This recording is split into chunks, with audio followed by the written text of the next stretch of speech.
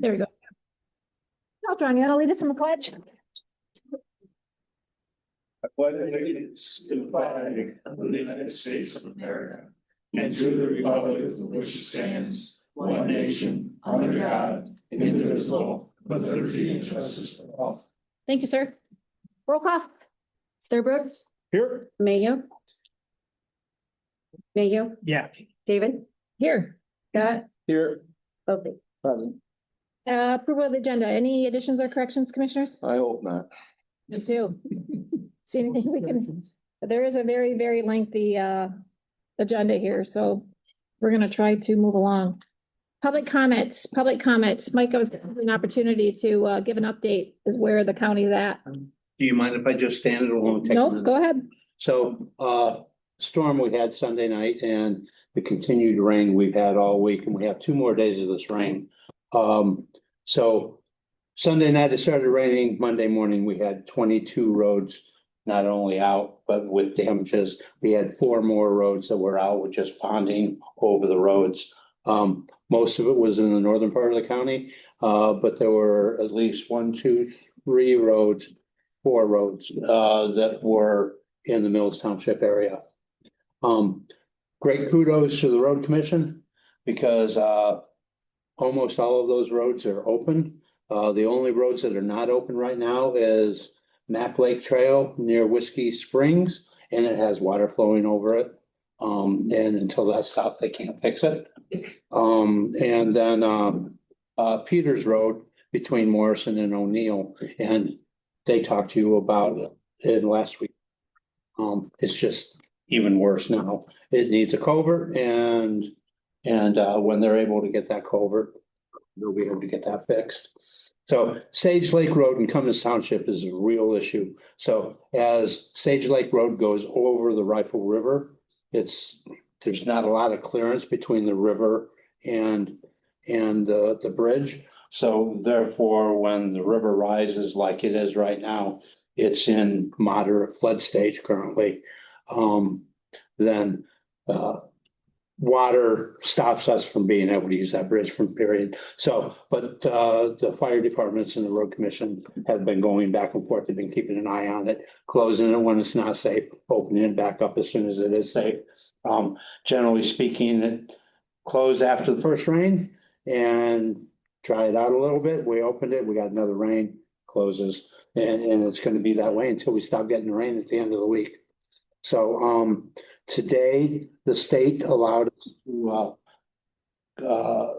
make a resolution for a state level emergency. On Monday, you only had 4 counties involved. That wasn't enough for the state to say we're going to declare this as a state level emergency.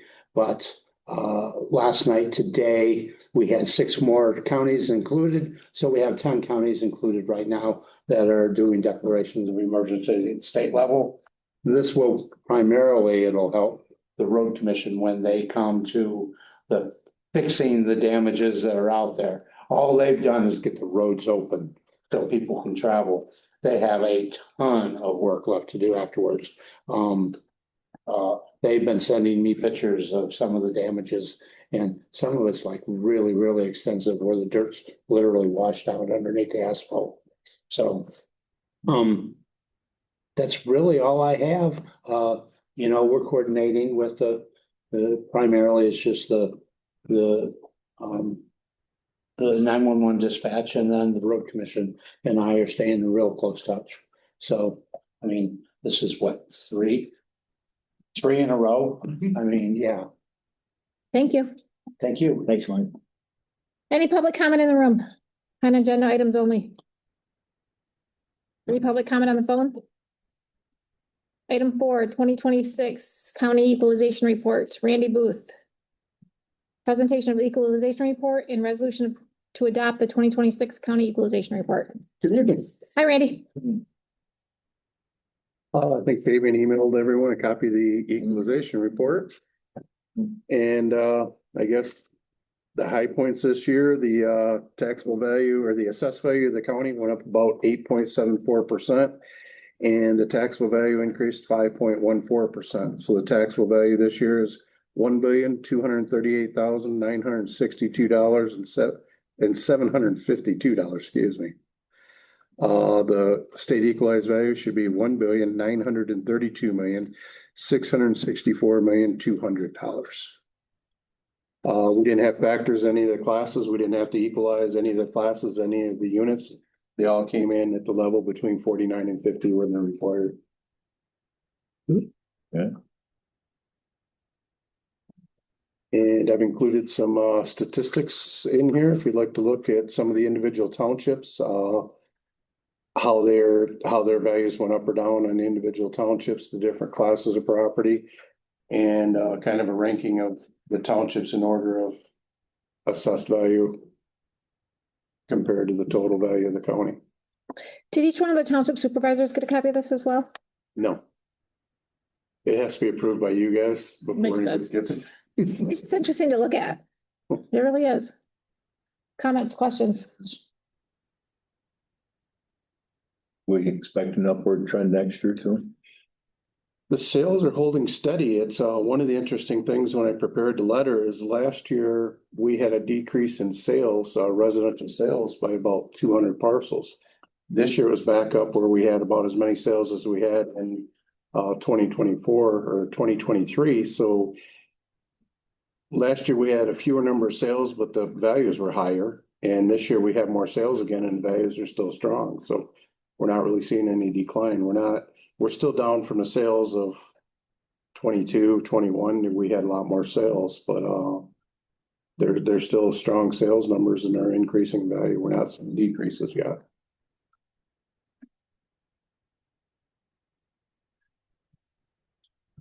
Well, I saw an increase. Personally. Well, I didn't look at yours. I looked at mine. That was. Just because they were here last week at our meeting, what happens with agricultural land with wind solar on? What happens to the value of them? So if they value. put solar fields on an agricultural parcel, the Yeah. class has changed to industrial property. So the companies, then they're looking at large scale solar. The people who were here last week, they pay a flat rate to the county for taxes. It's a different rate than they pay like $2,000 per megawatt. If it's small scale solar, they're putting in a 30 or 40 acre solar field, they pay on industrial personal property. What about the property owners? What do they have to The pay? property pays as industrial property, and it may or may not be an increase in value.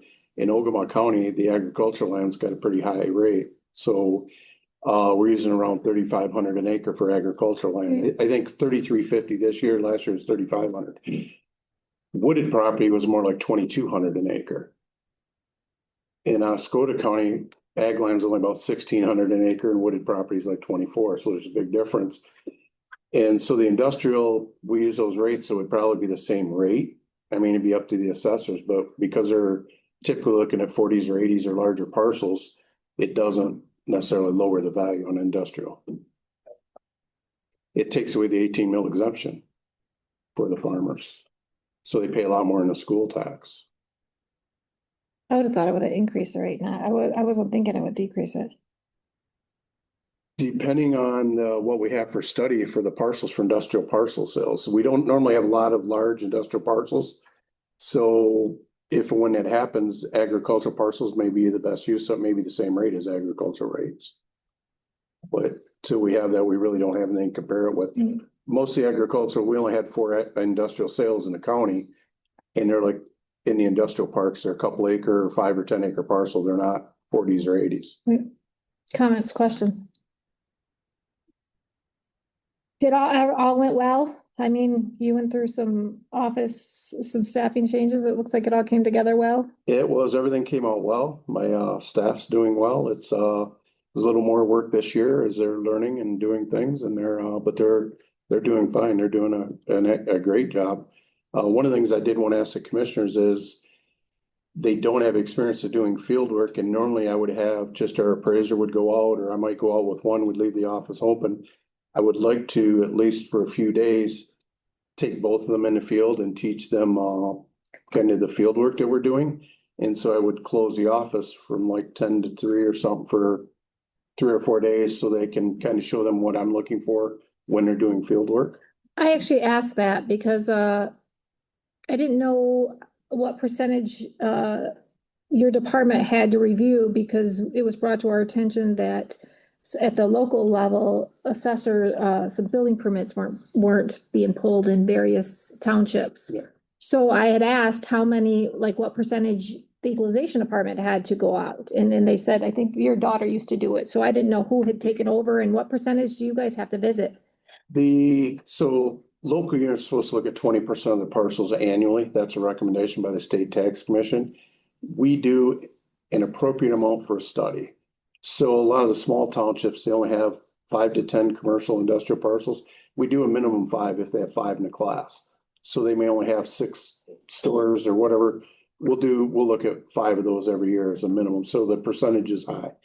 On the agricultural and the studies, we try to be between 10 and 20% of the individual class. So townships that have a lot of ag, like Logan and Richland, West Branch, we end up visiting 15 to 20 farms. Just surprising, like they'd said that this went back 3 years. So I was just wondering like how this got missed over a 3-year period. So normally when I do an audit of the 4021 form, which is when the assessors turn in a roll, it shows all of the values when they're coming in plus minus adjustments, and then whether there's new construction or losses in a roll. So when you're reviewing that, you kind of look and make sure the numbers look right. Sometimes if you see something's got a ton of adjustment when its neighboring parcels doesn't, might be missed new construction, we can get a hold of the assessor. So those are kind of things we look at. When I looked at the rolls this year, three of the units brought in 0 new construction, and 3 of them only brought in 1 parcel each in new construction, which didn't look right on any of them. So I went back 3 years and pulled the permits to see if this is a pattern, it's an issue, or what's going back, and kind of generated a list that I can send to the local units and have them look at. So some of them, there's a few parcels that missed 3 years, but I'd say most of them in the previous years, most of the parcels were brought on the roll. And we haven't inspected any of them, so it's possible that, especially with split parcels and combinations, they may have pulled a permit under a parcel number that building put on a permit, but the construction could possibly be on a different parcel. And so I haven't reviewed that till somebody goes out and looks in the field and looks at the parcels to really verify. But I think some of them were missed going back 2-3 years, and the local units kind of deal with that and do what they need to do. But as far as ours, if we go out when we're doing field work, we find quite often agricultural permits, they don't need to file a building permit for a barn. So when we're doing our study, if we find a building that's on there, we normally pull that from the study, let the assessor know so they can put the value in the roll for the next year, because it's not fair and accurate within the study. If we're looking at a property and we've got a $25,000 barn and the assessor doesn't have it on the roll, we're only looking at 10 out of 100 parcels in ag class. So if we had that type of value, we're artificially increasing what they would need to raise for that class. Any questions for Andy? Comment. Go ahead. First off, I want to thank you. I think Randy's very knowledgeable, and I think we're very fortunate here in Ogemaw County to have you as our equalization director. So thank you. Back to the accountability from the townships. I understand it is a township commitment. They pay for the assessors. Obviously, it was brought to us. Obviously, it was the same assessor in a few counties that obviously wasn't doing their job. Is there any insight that you can give us for the townships for some more accountability? So as we move forward, these things don't happen, because at the end of the day, it affects everybody. I think part of it, we have a lot of new township officials. Some of them may not have realized the oversight that they have over the assessing and the function. I've asked State Tax Commission, we're going to host a class later this summer on township responsibilities regarding to assessing, and we'll open up neighboring counties as well, but they've agreed to provide staff, and they're teaching the class next week at the MTA conference in Traverse City. But they've also said they will come here and give that class. We will provide it free and kind of have everybody in. But I've kind of run into this before with some units, and I think a lot of times they just don't realize that you don't just hire an assessor and stone. Somebody needs to be looking to see that they're doing the types of things you need. And so that's kind of a learning thing, I guess. Questions, Commissioner Serbrook, Commissioner Mayo? Fabian? Hey. What's the rationale with the shorter hours? Would it be better just to cut it off at noon and be closed the afternoon? Depending on where we're going, sometimes, it's a half hour to get out to Prescott area around Richland, if we're doing ag studies and stuff. So it's just, we can get in the morning, be ready, and then just go out for 4 or 5 hours, look at some stuff, get back. And if people have stopped by, they dropped off paperwork or something, we can still respond when we get back instead of just closing down for the whole day and. Well, I just meant like from noon on. Yeah, Simple for the public to understand that you're closed on the afternoon those days. if, that's something we could do, if that's something commissioners would prefer, we could do that, and I could sketch that. It's just. I'm not speaking for all the committee. Leave a note, tell them you're checking out the property. Well, and Damien has suggested I bring it to your guys' attention. I talked to him about this, and he said, it's better if you guys are aware that we're going to do this. So if somebody drives into town and the office is closed and they're upset that they weren't able to take care of what they wanted to, at least you're aware ahead of time that there may be some days. Do you have a contact number? I mean, so somebody's able to get a hold of you? Is there a? We could leave that on the notice on the door. I mean, that's a courteous. Cell phone or something. Absolutely. Thanks, Randy. And that's why I want to make it so we can come back that afternoon if they want to come in too and take care of something. Okay. Resolution to adopt the 2026 county equalization report. You want this done next week? Tonight should be done in the session tonight. Typically, it's the way it's worked out the last couple of years. We have the equalization session at your meeting. The way the timing worked, it's the committee of the whole meeting tonight instead of regular meeting. So do you want to make a motion? I'll Typically, make a motion to approve the 2026. motion from Commissioner Scott, support from Commissioner Serbrook. Throw me off because typically we don't vote at these meetings. Stan. Roll call vote. And Serbrook, yes, each one of Mayhew? those pages, Yeah. I need you can do that Yeah. after the meeting if you'd like. Yes. There's some yellow tabs on this one too, Danny, that you have to sign. Okay. Do you want me to leave these somewhere? I'll be here. You're gonna stay till the end? Would you look this? Well, I did look at the. Me too. Now's your time. Get out of here. My mailbox. Perfect. Or you can just go to the mailbox. Okay. Thanks, Randy. Thanks, Randy. Public hearing on community development block grants application, Leanne Fisher. I think Leanne's on the phone. Yeah. Hi, Leanne. You're muted.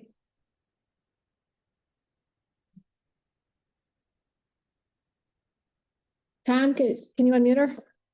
She's able to unmute. Explain it to her.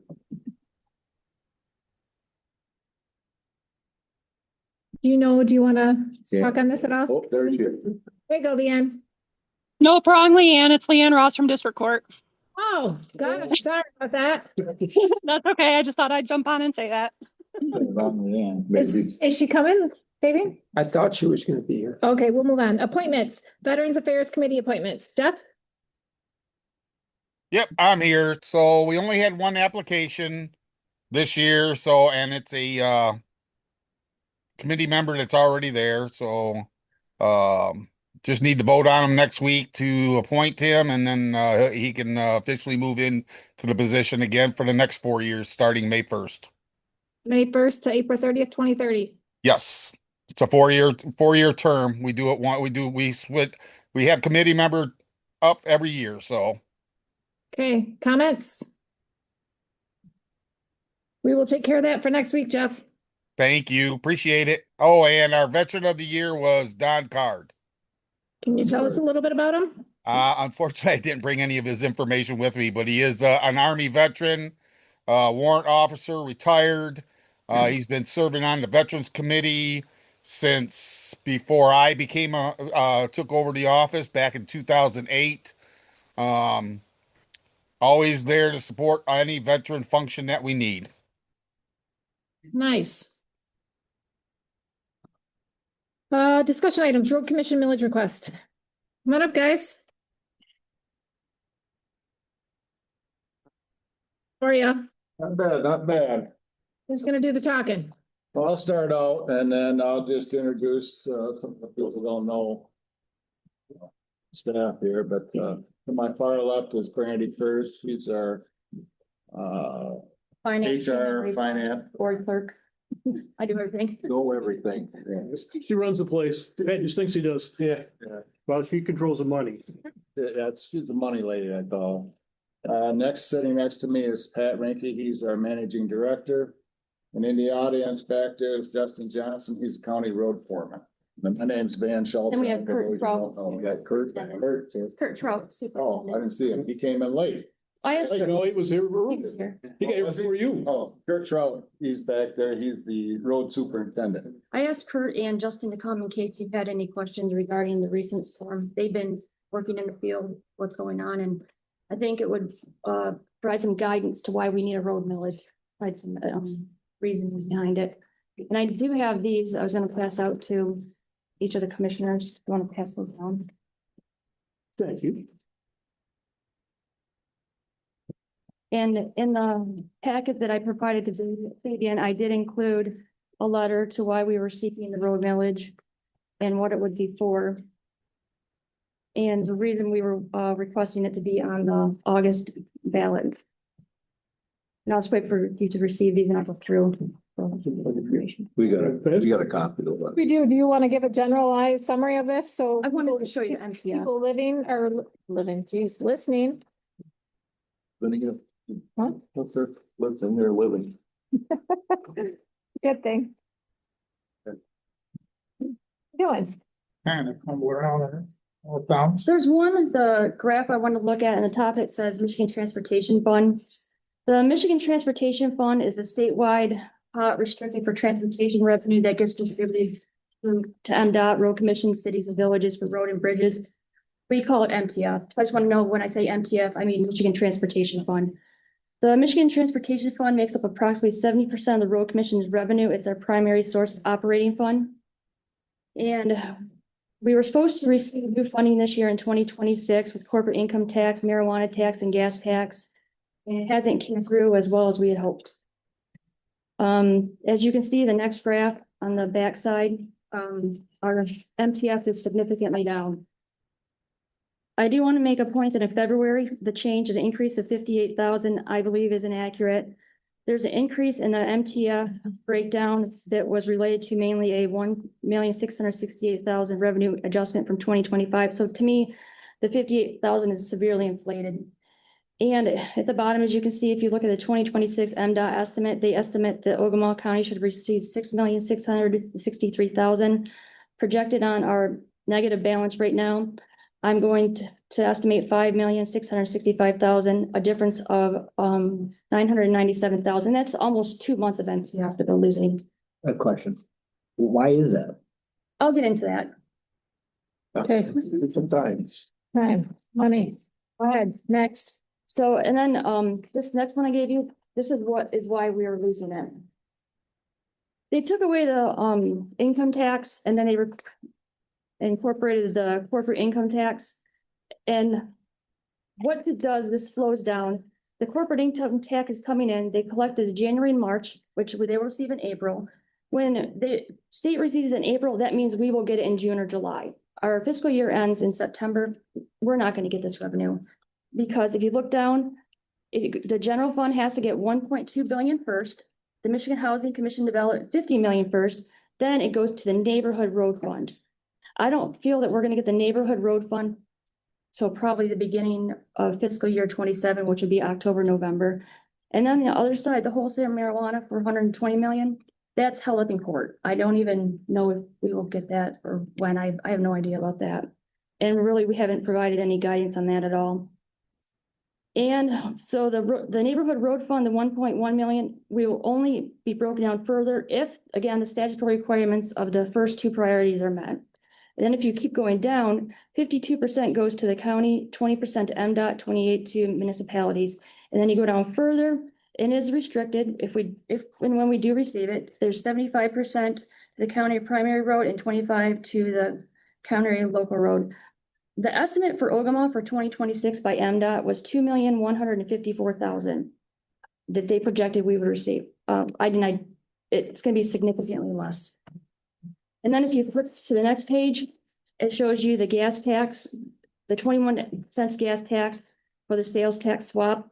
If you look down at the bottom, right off the top, priority, it goes MDOT administration, statutory grants, other department special programs, CTF transit, transportation, economic development, local bridges, railroads. Then the remainder goes to county road commission, which is 39%. And with the funding right now, the transition in funding and the taking away of the income tax, we're really struggling. The one thing I would add is, you asked, they took away, prior to this last funding bill, the state of Michigan took 600 million in general fund dollars and transferred it into roads. When they took that away October 1st, they didn't put the gas tax that they took off of sales tax, the 20 cents or whatever it was. They didn't start that till January 1st. And that's noted on the bottom of this page. And then we don't receive it till 4 months later. You don't get it till later. They're projecting that they took away that 600 million, statewide. The increase in gas tax is projected to be what, 89,000? So that's, you're not even close to what they took away.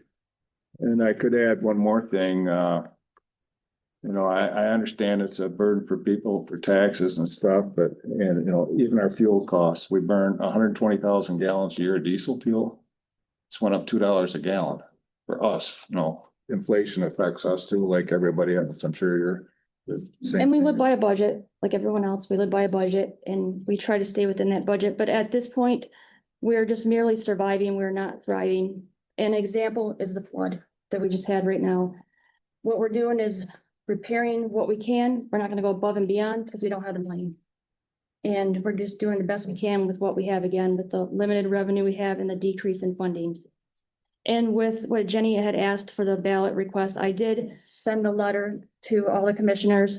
And the proposed road millage would be exclusively used for road and bridge improvements for the Ogemaw County, including but not limited to reconstruction of failing road segments that can no longer be maintained through routine patching, resurfacing, preventive maintenance, treatments to extend the life of the paved roads, gravel road upgrades, surface improvements, things like that. And again, it's restricted. We have to do what the ballot says, and that's what we will abide by. One more thing I would add is, of the 4 surrounding counties, Iosco County has a county-wide road millage, Aranet County has a county-wide road millage. Well, actually, there's 5. Gladwin County has a county-wide road millage, Roscommon County has a county-wide road millage, Oscoda County does not. How many townships have a road millage How many townships? in Ogemaw County? What's the number on that? 7 or so? Would it have any effect on those millages, or is that? That's where I was headed with that. Like, That? that's where I was headed with that. Oh, Next, A good example, if I could, paperwork. It's in your packet at the very end. which packet are we talking about? The one that's on the iPad, And one on the iPad. very last page. For instance, if I could take I'm assuming. Edwards, for example. Edwards has a road millage. Their road millage rate is 1.9385. And I live in Edwards. We have amazing roads. I grew up on Deep Old Ranch Road. My whole life it was gravel. They paved it quite a few years back. Beautiful, beautiful road. Then you look down at Logan Township.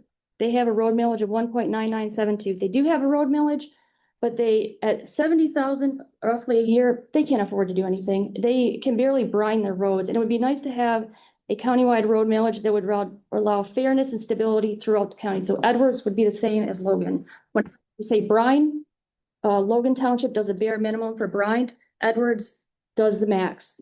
I would like it so we could just be fair, and the roads would be brined all the same. Because, for instance, brine is very important to the stability of the roads, and it's probably a cheap treatment that it would be work wonders for Logan Township.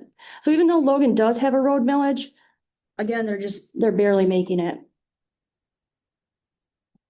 So it's in this 2025 township, city, village levels under roads/streets. That's a millage. Them are the ones that have a millage. And okay.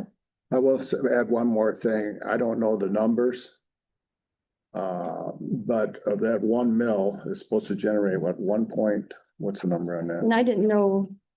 I was in 1.2 1.2. million.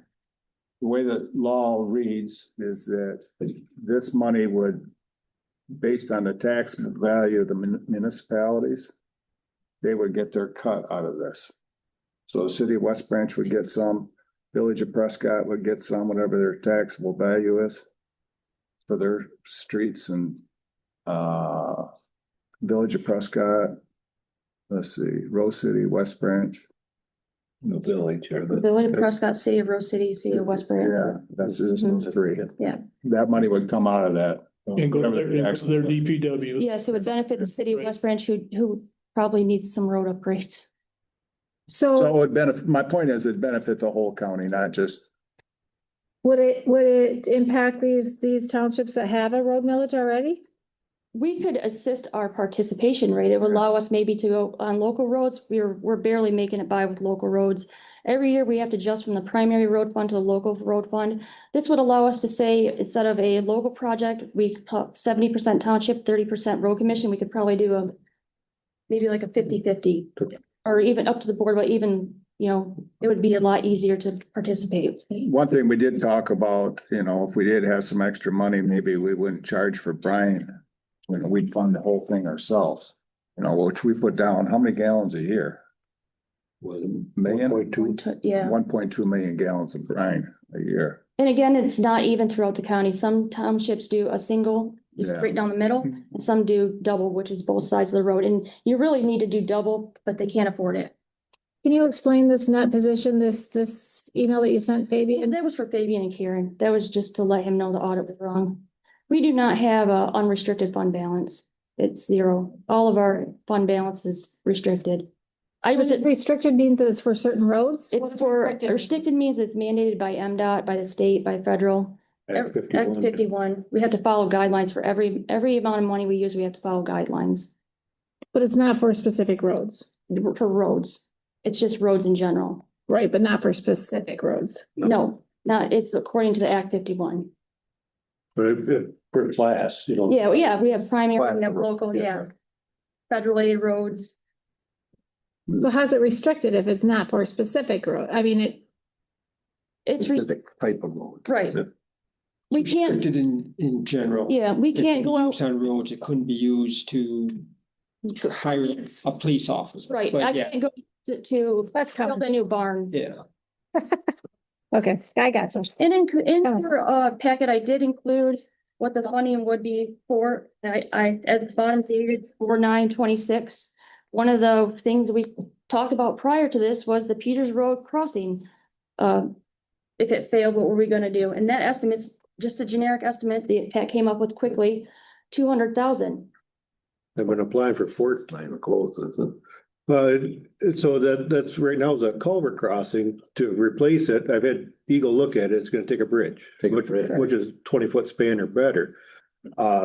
So depending upon what type of structure, but I've been applying for funding for that since 2014. Hmm. So 12 years I've been applying for funding, trying to get a funding source for it. Yeah. What's The your whole guys, village probably wouldn't pay for that. hopefully this emergency, And with in regards to the emergency, let me just say that during the 2020 flood, we didn't receive anything. nothing at all? Nothing. No, $350,000. And I don't expect to receive anything with this. What's your guys' currently fund balance? I think it's 4 million.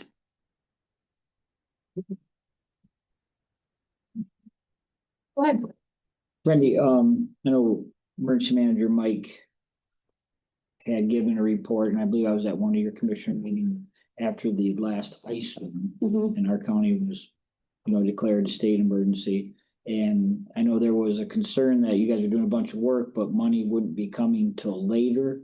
So is that kind of the same example? You're saying that money's never gonna come, just like, We haven't met the threshold. Pat's been working on that. Yeah. So it's a section 19. So like with our crew, it won't fund your equipment, it won't fund your regular time. It'll fund your fuel and overtime. MDOT came in, they cleared some of our primary roads. Funding might be available for that, but we may have to pay for it and then you wait for reimbursement. It could be a while.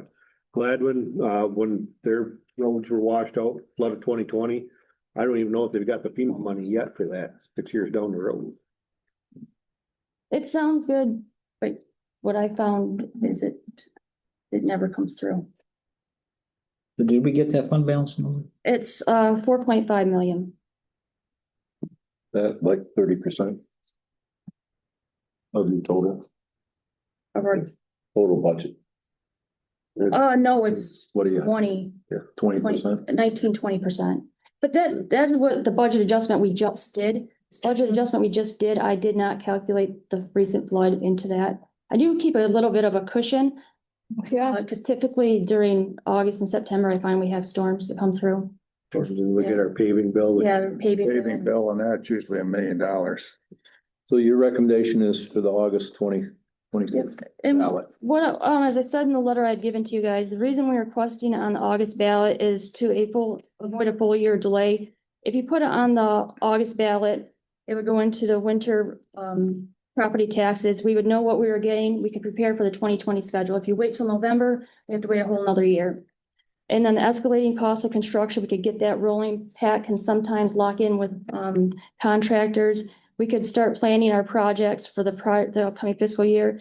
And I believe it would allow for the voter clarity. The August election would allow residents to consider a single infrastructure focused proposal without the distraction of a general budget.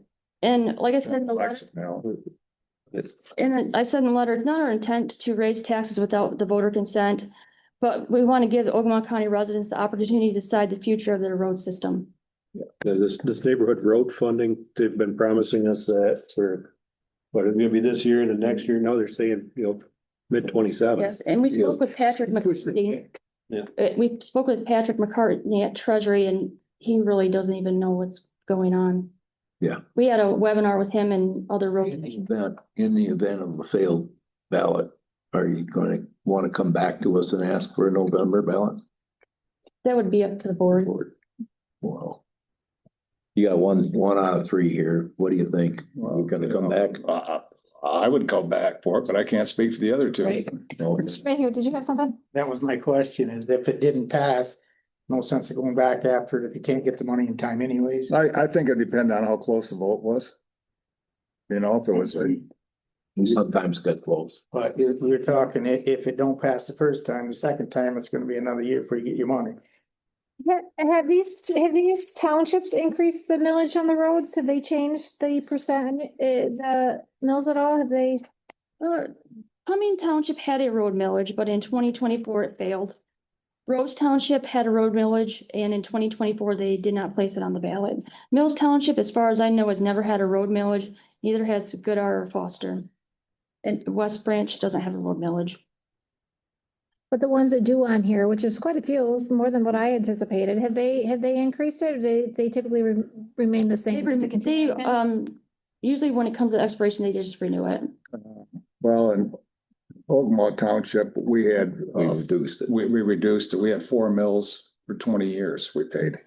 Wow. And then they reduced it down, once those bonds were paid off, they reduced it down to 2 mills. Yeah. We paved. But look what it did to your 95% roads. of the roads. Ogemaw. Yeah, 95% of the roads are paved, the best roads in the county, and people say, why? Well, we taxed ourselves to get them that way. Yeah.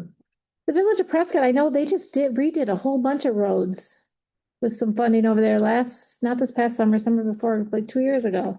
Last year they did, because they were trying to piggyback onto us. That was a whole mess with MDOT because we were trying to let it with our federal aid to try to save money and I know they did a whole bunch of work and they don't have a millage. I'm surprised by that, I guess. they wound up with I can't remember what the category was, but they wound up with a grant. Okay. They were, I knew there was something. yeah, they're very successful in getting that. They were. Yes. We get 8 mills in the General fund. general fund. Yeah, That's not a big tax base there, but it is considerably. they don't have a police department or Right. anything else. They don't have a lot of other expense. DPW, that's about it, I think. Comments, questions, Commissioner Wiltie? What's frustrating is being, the public and we're listening at the state level, you constantly see our governor or people in the higher leadership fix our damn roads. They're going back and forth with that budget this past year, more money ever in our roads. You keep hearing that from people that we're supposed to trust. Yet you guys are saying, and I mean, Well, those numbers right there, clearly I get mean, the less. one number's right there, that's the actual, I don't know which page you got there, but this is the actual, right here is the actual amount that we've collected since October 1st. You can see October first, we were down $84,000 from the year before. November, we were down $104,000. The year before, December, we were down $103,000 from the year before. January, we were down $93,000 from the year before. That's, I mean, those are the numbers. I don't know how they come up with their estimates or whatever. The 2026 MDOT estimate they provided to us, Thanks, man. they did include the 109 million marijuana tax transfer that who knows when we're gonna receive it. So to me, this 6,663,000 is inaccurate. But we're gonna definitely be lower than that. Other comments, Commissioner Scott? Well, I've been to a lot of road commission meetings and I've said many times that they need to ask for the millage. Need to ask for it. If you don't get it, then you can explain why it isn't there. But they've never come and asked for it yet. So this is an attempt. Is there a good year for asking for a millage? No, there's no such thing. You know. Have you asked previously? No. No, Never? not since I've been under 20-some years. We never asked for a millage. No, so, you know, we can see, just like Van said, the surrounding counties, 4 out of the 5 surrounding counties have it. You can see the effect of it. It helps. So I don't see no reason not to put it on the millage on a question. Like I say, if it doesn't pull through, then you got a reason for. One thing I'll say about roads, they've benefit every person in the county, not just certain organizations or whatever, you know, like some villages benefit certain organizations, you know. This benefits everybody. I have one more question. So, Mills Township is who I represent, it's the highest populated township in the county. Obviously, I've never had a road millage. Mhm. The last 3 years, I've talked about that with them. It's, you know, I know it would be very beneficial. So what's the message that I can go back to my constituents and tell them that if this road millage passes, I know there's gonna be across the board, so Mills Township then ultimately will receive more money than other townships due to the population? That's not true. The tax base? They have a lot of poor roads over there and it would give us an opportunity to Start working. start working on them. They have, is it sand, like a sand base? Yep. A lot of sand base and a lot of potholes. It would allow us more money to spend and upgrade that. Commissioner Mayhew? I mean, it's great for mills because they have it, but They don't have on it. our end, we don't have it. Mills doesn't have. And much. Goodar does complain. Mhm. It's like a parade if they see the county truck. Mhm. I mean, it's that rare that sees it. That's what they're telling me. And Rose Township, they don't have a millage. They used to. I know they did. Mhm. So, And yeah, Mill our end of the Township doesn't town, have a- it's Mill's- terrible. And you guys just did, well, I call it the Block Road, but Heath Road right there between 33 and that. And this spring you couldn't drive down it. Mhm. And I mean, I don't know what all you did to it, but you could not drive down it this spring. Mills doesn't have a millage. No, but they have population. Oh, yeah. In the northern end, you got certain, you gotta cover a lot of area because we do not have a lot of population. We have currently, what is it, 2 drivers assigned to each district. The county's divided 4 districts. There's 2 drivers. And 3 graders. And 3 graders. Yep, so District 4, Define that too. Quadrants. yep, quadrants, so northwest, 2 drivers and a grader, northeast 2 drivers and a grader, southeast 2 drivers and a grader, and then 2 drivers, or southeast and southwest. I got a We question. don't, I mean, Each quarter of the my county point has is, a we don't stamp. favor, I mean, as Yeah, a board, yeah, Edwards doesn't have the grader. we say, we're gonna spend so much money on paving. You sat there and not say, I don't care. You guys know where it is, just split it up between the 4 districts, not by townships, but 4 districts. I've always said that, and I think that, you know, we don't show favoritism to West Branch area or whatever. Commissioner Serbrook? Oh, I'm all in favor of putting it on the ballot. Big question in my mind is whether we do August or September, you know, I mean, I definitely, November, excuse me, thank you. You know, we need to take and I think before we make that decision tonight, I want to get through all these millages. No, I'm not, and I'm not suggesting that we make that decision, what's going on, what, I'm just saying that I think it should definitely be up to the voters to make a decision on this. Cause Yeah, it we're is, just it's gonna benefit everybody, but it's a big question, you know. Whether it passes. I get it, you know, people are, Yeah, the top two things we hear we go to all the township meetings as well is blight and roads. Right. At every single township meeting, them are the top two complaints. I don't disagree with this millage, and that's definitely not what I'm saying, but I think you're gonna struggle in these residents in these townships that have a road millage already. Them are the ones that are gonna, their opinion is gonna feel like they're paying twice for the service. So I get it, I you're understand. gonna struggle in that department. You know, we had a rough winter. You guys have had, some rough weather, so kudos to you guys. And again, I'm just asking for the August ballot. It would allow us time to plan for the upcoming season. Yeah, we're gonna talk about that when we get through all these, but thank you. Thank you, guys. Thanks. There you go. Transit millage request. Hi, Tony. Good evening. How are you? We're living the dream. Who's? We got the floor. Give it to us. So I'm here today to talk to the board about the transit's millage. We've been operating without a millage for the last 2 years now. And now we've come to the realization that we're gonna be running out here pretty soon as far as fund balance is concerned. Running the numbers over with Fabian over the week, well, last week.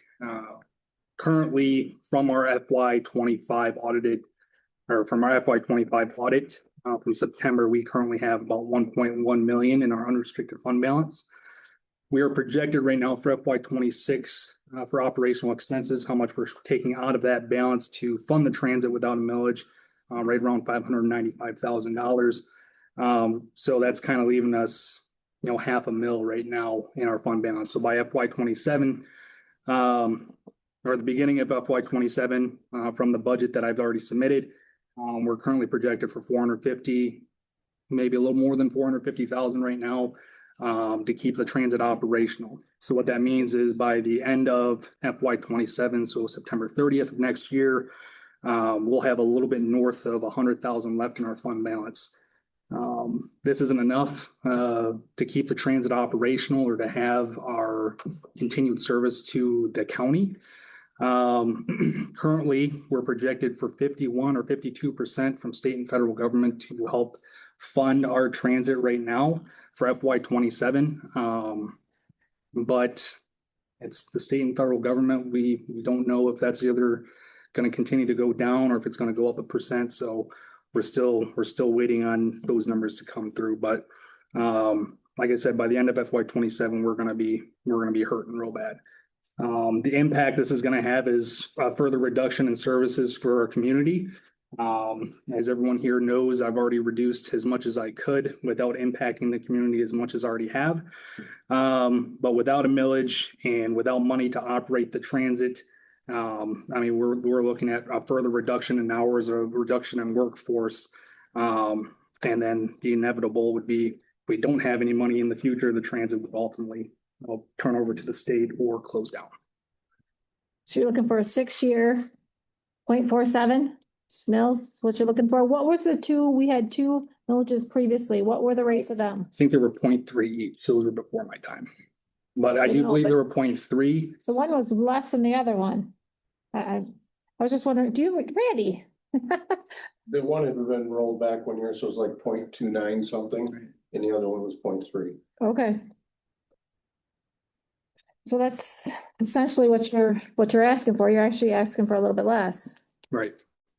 The amount or the mills that we're asking for is to help continue our services. You know, with our continued service, I mean, we can try to project and see what we can do to either re-implement some of our services that we've taken away.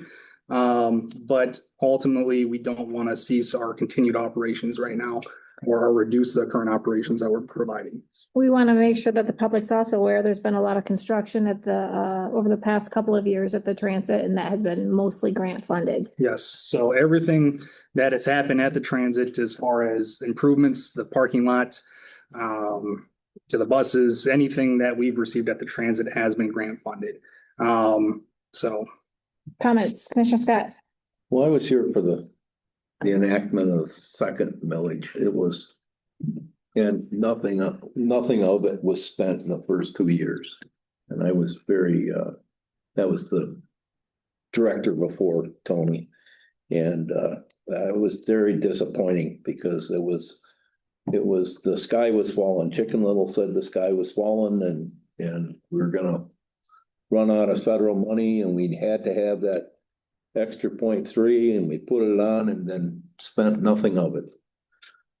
So I'm glad to see that we're not asking for 0.6.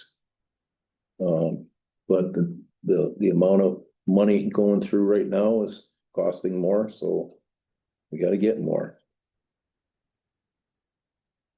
So yeah, I'll be in favor of putting on the question, but I don't know really if August is going to do it for us. We're just going to have to take a look at all these. That's all I got. Commissioner Wiltie? Well, as the chairman on the transit committee, along with Commissioner Serbrook, it's obviously something that we've been talking about, looking at for a long time. And, Tony's came in. I think Tony's done a good job trying to get some new programs in place. And we're trying to work on efficiency. We got rid of Saturday service because of financial reasons.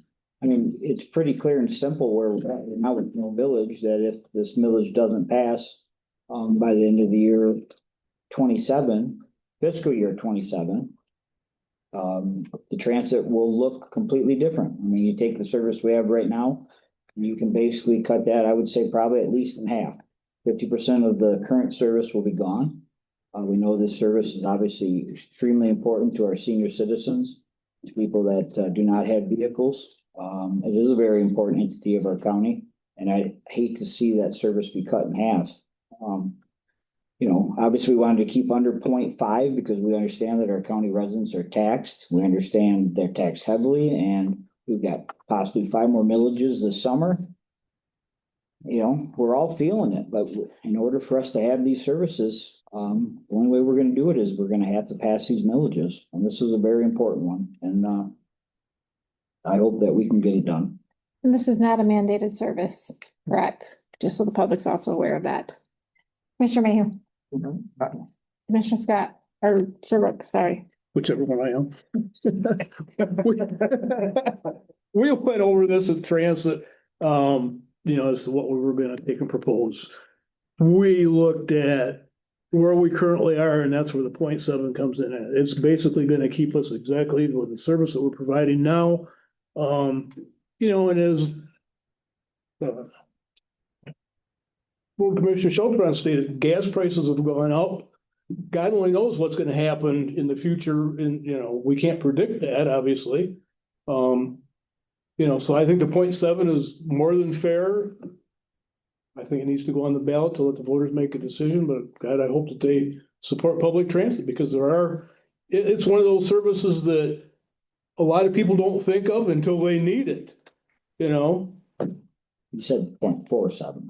0.47. Yeah, 0.7. Oh, 0.47, I'm sorry. Yeah, Bad enough the newspaper got it all wrong. I'm a huge advocate of this service. People are just able to stay home, in their own home because of the service. They are able to, make their appointments. A lot of their needs are met because of the transit. So I'm a huge advocate of this.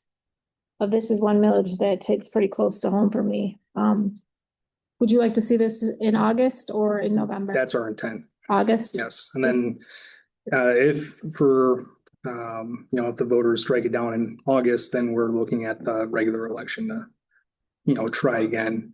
Because again, this is a needed service for a lot of our community members. And as everyone here has stated, it's very important. And if this entity goes away because of lack of funding, or we further reduce services, it's going to impact a lot of people, but not just people, but also organizations that rely on us, the schools or AEA, Head Start, whatever it is. It impacts more than just people. It's organizations that we're going to impact as well. Do you remember, and this is kind of an odd question, I guess, when this failed here, what did it fail by? Do you recall that? It was a few hundred votes, I think. It wasn't by much, was it? No. Thanks, Tony. Thank you. MSU millage request. Thank you. Hello. Hi. Hi, Julie Dart, MSU Extension District Director. Nobody here wanted to listen to you. Oh, that's okay. They got a lot of work to do. Roads need help. I mean, they gotta get to work. I don't mind it at all. Wonder. Not insulted. I mean, maybe they've earned a cone. Maybe you have. You got the floor, hit it. All right, so we're requesting we're requesting to continue our millage. Technically, it is not a renewal because collection ceased in December with the last go round of that millage, so.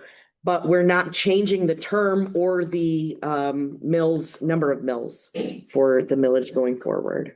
So while it's not technically a renewal because it's not contiguous with the last request, it's also not a new millage.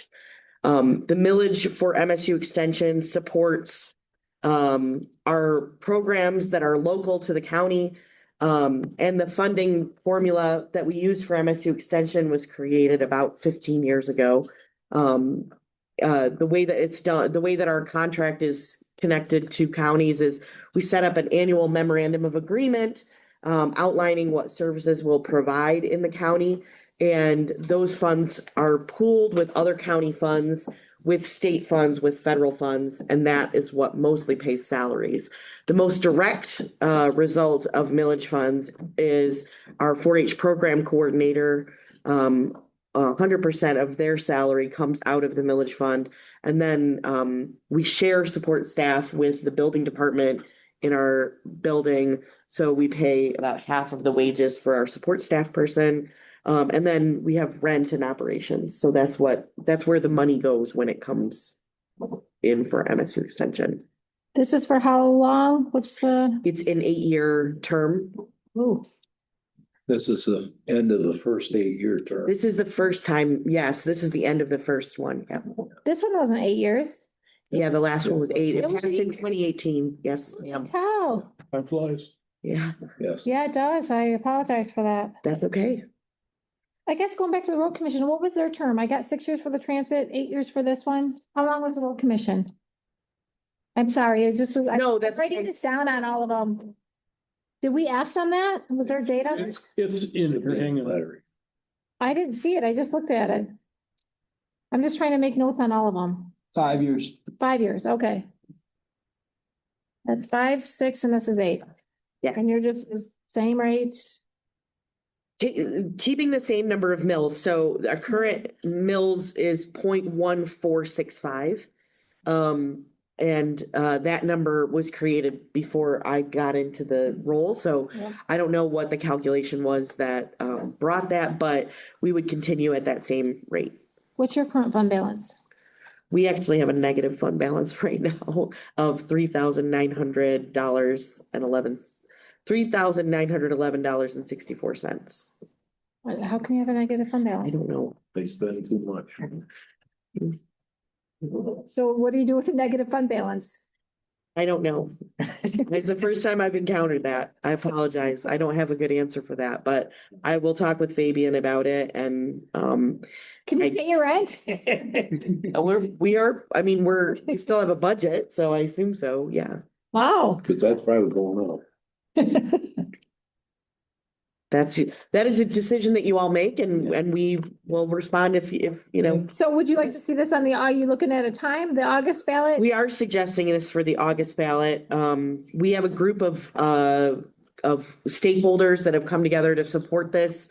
We've created a fundraising committee in line with, or that group has created a fundraising committee called Friends of Extension.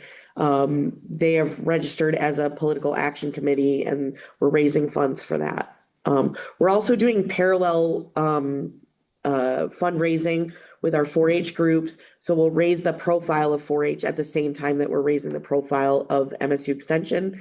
And we'll have a third prong of saying vote yes. I'm not allowed to advocate for a yes vote as part of my work because of the Hatch Act. So I can't do that kind of advocacy, but our friends group is organized to do that. We have we've been meeting monthly at the Bucks Country Cookin' on the second Monday. Anyone's welcome to join us if you'd like to be part of the Friends of Extension. So we're talking about elements of a campaign. So of course, it's your discretion when it would appear on the ballot. Timing wise, we're planning for August. We will accede to the wisdom of the board if you should decide that that doesn't fit with what you would like. Perfect. Thank you. You're welcome. Animal control millage. Anything to add to that? Oh, I'm sorry, he is here. Yeah, he came along. Thank you. I knew Glad to be here. How's everybody? Good, you? Good. You guys got the floor. Obviously, we're asking to put that millage back up there for renewal. Coda's work ethics, his complaints, the amount of complaints just speak for themselves. And I think it's a very, very important position to keep in there, so. So we're asking if you all will support that, put that back up on the millage. 6 years. And the amount is, 6 years? that's 6 years, 2024 to 2029. Haven't seen it yet. I haven't seen that. Yeah, 6 years is basically is what is recommended, and 0.2 mils. That's what it is right now, is 0.2 mils. Bring in 206,000 in the first year. Questions, guys? Commissioner Wiltie? Well, thanks for being here. Yes, of course. Continuing to hear good things about your service. So thank you, I appreciate it. Obviously by the call volume that we get from 911, you're busy. Yes, and I receive a lot of calls too through the regular office phone. So when I go on duty, I transfer calls from the office phone to the provided cell phone. So people call into that as well. So I receive a lot of calls on my own. Plus I'll go drive around, people flag me down. I'll park places, work on reports, typing, watching informational videos, preparing documents and things. And people come up to my truck and have a conversation, either just friendly engagement or will, make a complaint at my window as well. Let's have one more thing. So obviously, especially in Mills Township, which is my township, I'm getting some constituents that are a little concerned about the shelter and how much money goes to the shelter, but I'm trying to make sure that everyone is aware that Ogemaw County does not own a shelter. Right.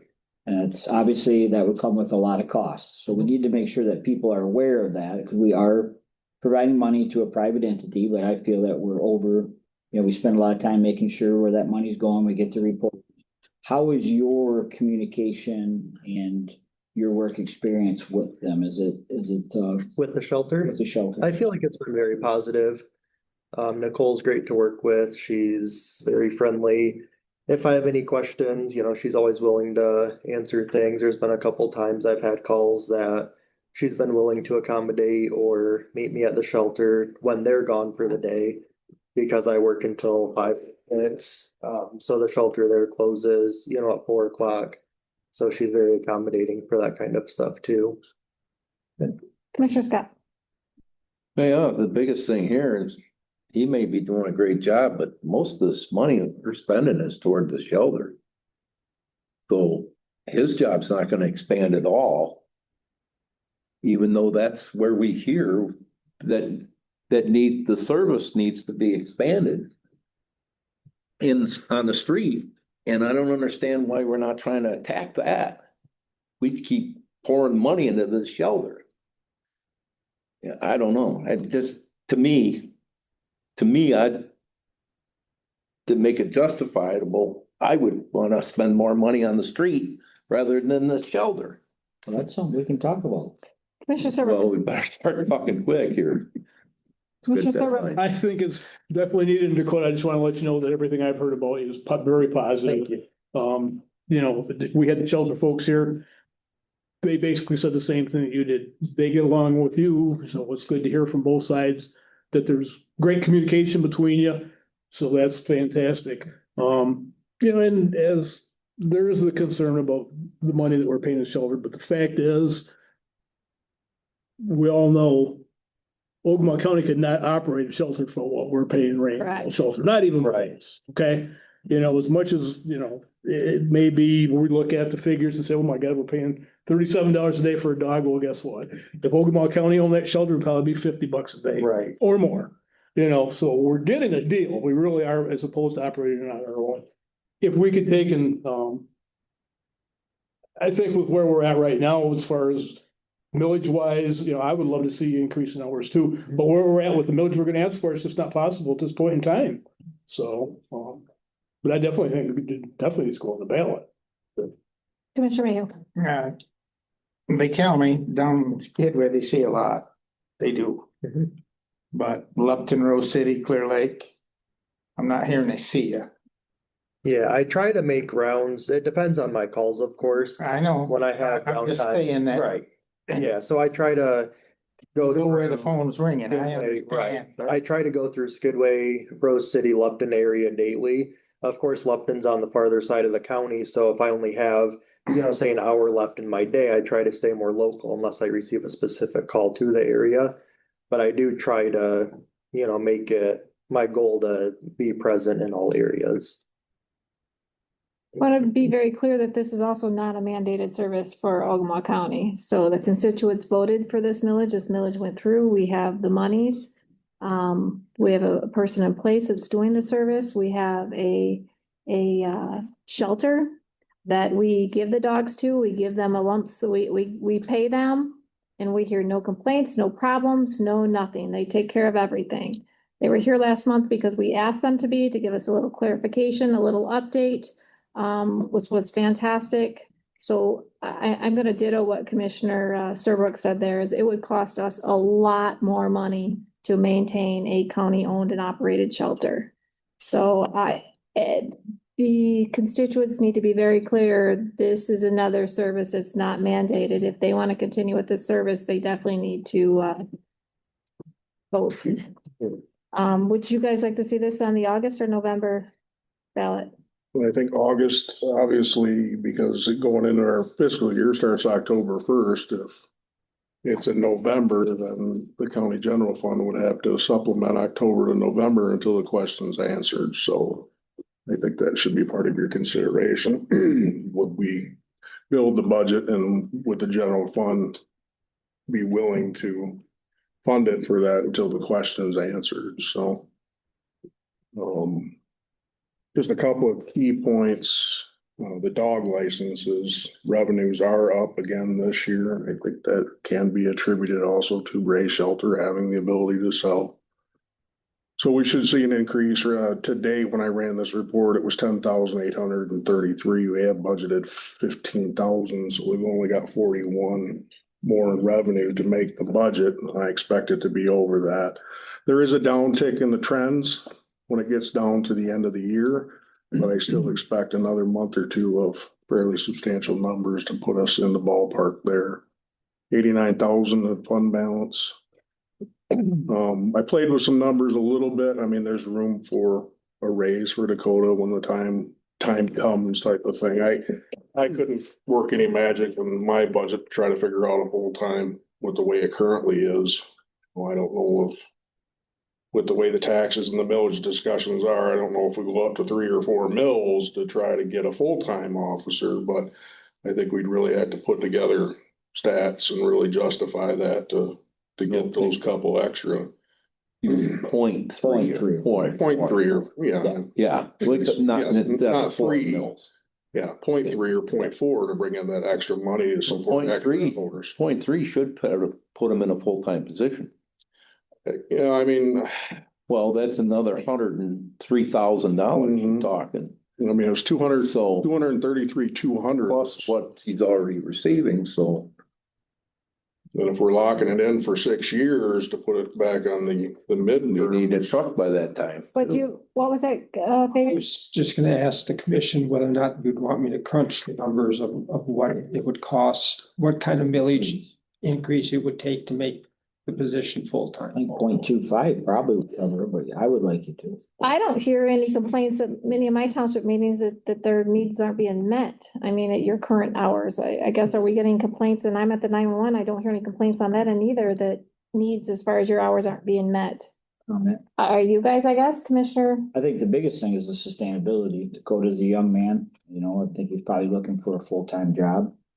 That is my long-term goal, yes, but I know the part-time, is like a stepping stone to get there. So I'm willing to, stick it out as needed, but of course, my long-term goal would be full-time position. Well, for a sales pitch, keep it at 0.2, but go 0.29. You're not really going to 3. $9.95 instead of $10, and that sells all the time. Don't forget, we got villages on here. Well, I get that, but what I'm saying is, you got a commissioner here in the north end of the county that's asking for more coverage. And you're not increasing the service. You're hearing this from Mills Township here, that service is good, but the calls are constant. We're not attacking the service.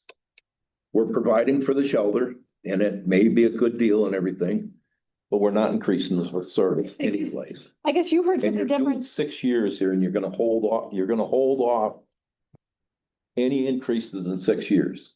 I guess you heard something different than I heard. I heard more of a presence. I didn't hear that the need wasn't being met, just that they wanted to physically see. Out down there all day and wait for people to walk up and talk to you. There's other places in the county is what I'm getting at. Right. It's not the only one we have. So can we Definitely. Go ahead. Can we go back to what Fabian asked? I mean, to run those numbers, the math in my head, 0.25 could possibly do it. Were you guys looking for that? Yes, yeah. I just want to make sure I secure his position so he stays. He's so good at what he does. I just don't want him to Because leave. I didn't. I don't want him to leave us, to be honest with you. Well, it's a substantial increase, and I don't know. 0.05, what you're saying is go from 0.22 to 2.5. What, if he goes full-time, he's in the union as a full-time, our cost goes tremendously high compared to what he is at part-time. We have healthcare, we have retirement costs, we have all that stuff. So if you're gonna do it, do 0.09 increase or something like that, 0.08 increase. See the numbers. Let's have Fabian crunch the numbers and come Okay, back. that's fine, that's fine. No numbers and we don't know if they're accurate. Fine. Let's get some accurate figures before we go any further. I'm saying that, but I'm saying that, we're looking at 6 years. You're probably looking at a vehicle in that time frame. What they cost nowadays compared to what the next one costs.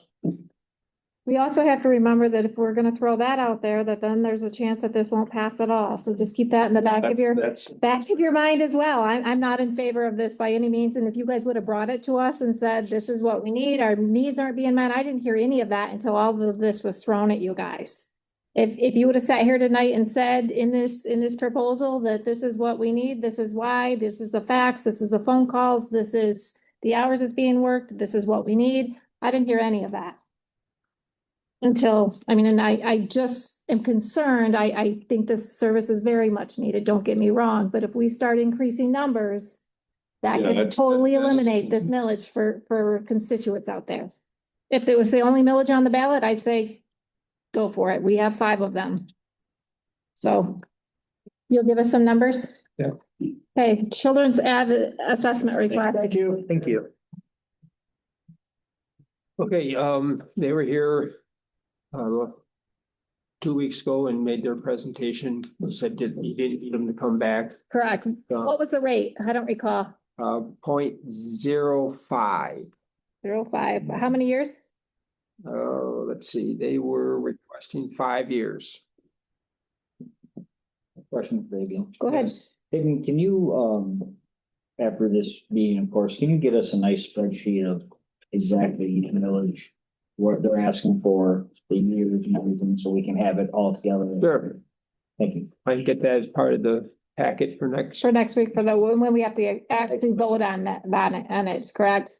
Yeah, and I would assume that you want that to include villages, the other villages that the county have, so you have total picture. We can have eyes on all of it. Yeah, That's 5 years. For the, It was 5 years, 0.05, correct? yes, And we're currently giving them $10,000. That would eliminate that $10,000. that's what. Make that very clear as well. Okay. So I guess we're gonna go, you guys, how about we go on, get through the rest of the agenda and then come back and talk more about these villages. Are you guys good with that? Give us a little time to think about it and digest it while we move on. Authorization to fill a vacancy in the transit department. Quick. So we had a full-time dispatcher, decided to retire early, so on May 4th, she'll be gone from the transit, so we have a vacant full-time position for a dispatcher at the transit currently, so just asking for your guys' authorization to go ahead and post for that vacant position to get another full-time dispatcher in there. Currently, we're staffed with 1 full-time dispatcher and 2 part-timers. So we're stretched thin in there as it is. Another full-timer would help cover the latter part of the day. And then it'll allow one of our part-time dispatchers to go out on the road to fill another vacant driver spot. How many years was she with the transit? 13 years. Wow, that's huge. You're losing some longevity there. Yes. Commissioner Wiltie. That's just something we've been talking about for a while. It's an important position. Like you said, you're pretty thin right now, so I think we would definitely need to make sure that we make this happen. Commissioner Scott. full-time position being vacated, so yeah, I'm in favor of going ahead and fill that position. Commissioner Mayhew. Commissioner Serbrook. I'm in favor of filling it. Where, just so the public is who is listed, where's this gonna be posted at so they can apply? So we'll be posting on Indeed. I'll make a Facebook post on our transit Facebook, and then there'll be physical copies located here at the courthouse and at the transit facility as well. And We'll get it on the county website as well. County website as well. yes, I'll send a copy over to Tom. Perfect, thank you. Yep. Have a good night. Item G, professional municipal clerks week declaration. Rec is actually requesting that resolution to be put on next week's agenda for approval for May 3rd through the 9th. Go ahead, David. I was gonna say the same thing. It's on, yeah, it's actually on our iPad, so. Recognition. Yep, okay. Any questions related to that, commissioners? It happens every year. I think we did the same thing. Item H, community development block grant application. Okay, related to that, we have to go back to number 5. but Yeah, Leanne's not here, but you need to go into a public hearing on the grant application. And once you vote to go into a public hearing, I will give you an outline of what the grant application's about, and then you would ask for any comments from the public related to the application.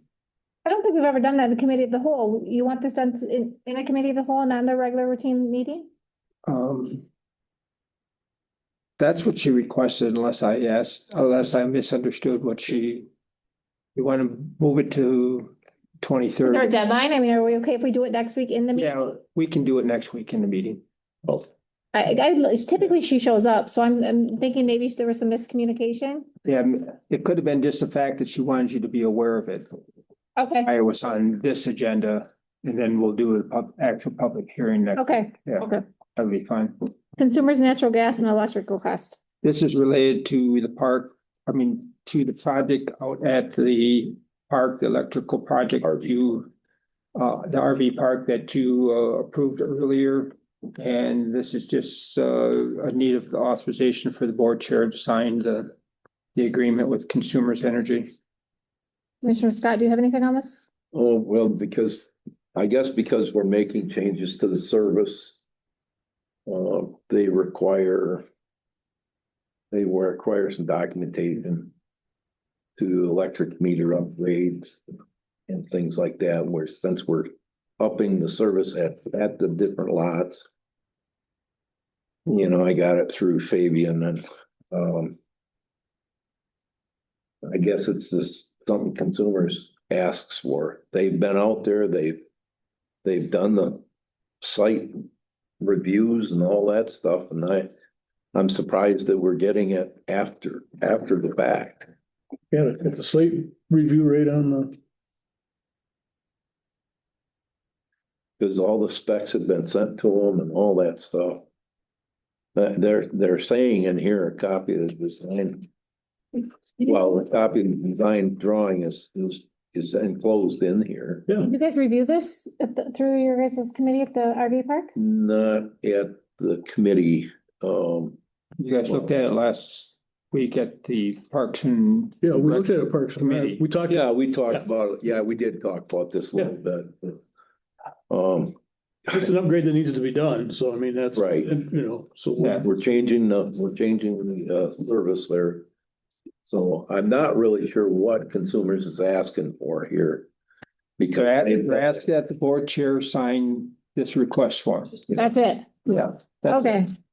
You good with that, Commissioner Scott, since you serve on that? No charge for the service. You're on that board as Good well, for that. correct? Needs to be upgraded up. They're going from a 400 amp panel to a 1200. So.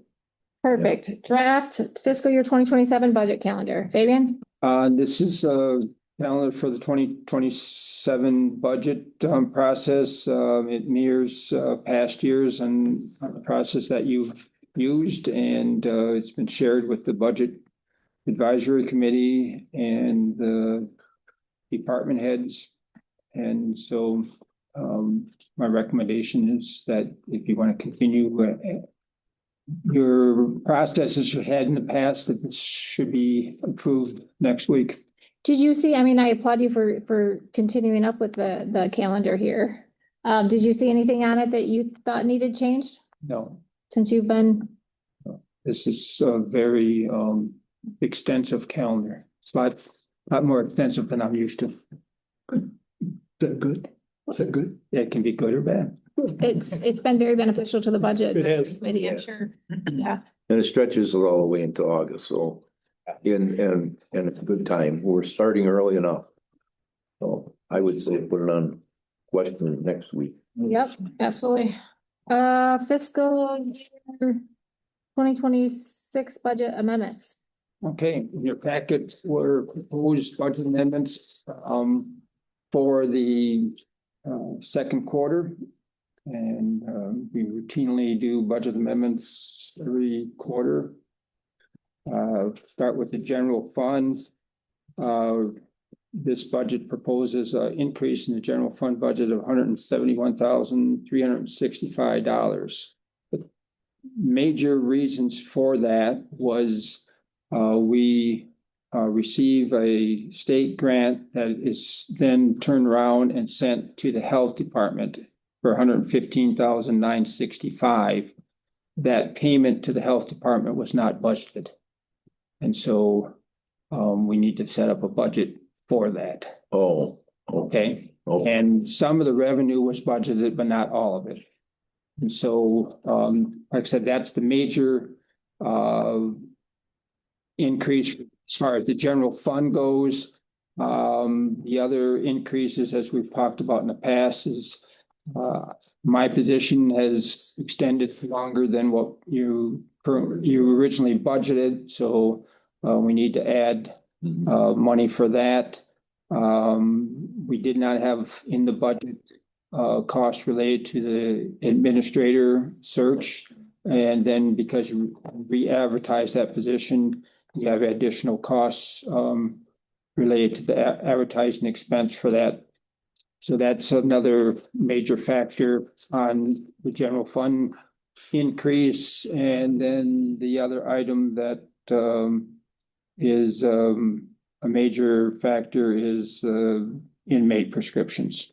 well, the other thing on that administrator side is we've got some decreases. Oh, yeah, we have some decreases that offset a portion. Right, offsets a portion of it. Yeah, right.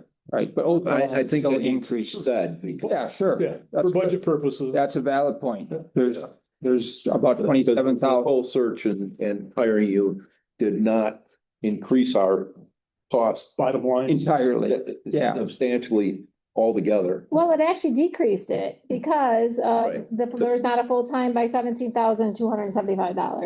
And then retirement and healthcare down below Correct. that. Right, I don't receive those benefits. No. So we're talking $20,000 that we have not spent on an administrator because they have not. That is absolutely correct.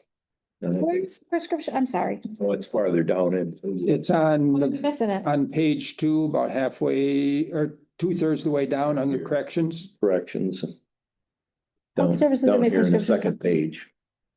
Oh, that went up a lot. Well, I'm projecting what it will, if we continue at the pace that we're at right now, I'm projecting what it will be for a full year. Yeah.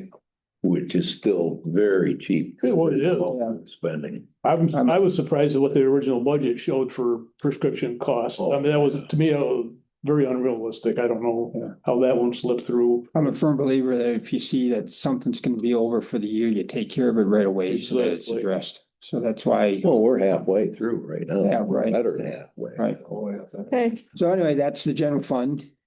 Yeah, the health department's like a pass-through grant. We Yeah. got money and we just shipped it out of them. It's Right. nothing out of us. It just shows that Yes, paper trail that we did it. yes. We're recording the revenue and the expense. Yeah. But that's the bulk of what the increase was. Right. No, question. Well, I thought he was gonna go on. You going on to page 3? Yeah, I'm gonna go into the other funds. If there isn't any questions on the general fund. General fund, yes, I do, if ahead. I may. Yep. School resource officer, Whittemore there, we're amending the budget higher up on costs there. Are we charging are we getting that money reimbursed from the? Oh, you guys are still here. Are we charging Whittemore for this overtime? Yes, Okay, they've been invoiced, the first half of the year for having a contract price and for any overtime that's been occurred through December 31st. So the second one will be the same way. okay. Thank you. And we've received payment. Thanks. And then secondary road, where are we getting the money for that? That's being offset by the revenues increases on page 1.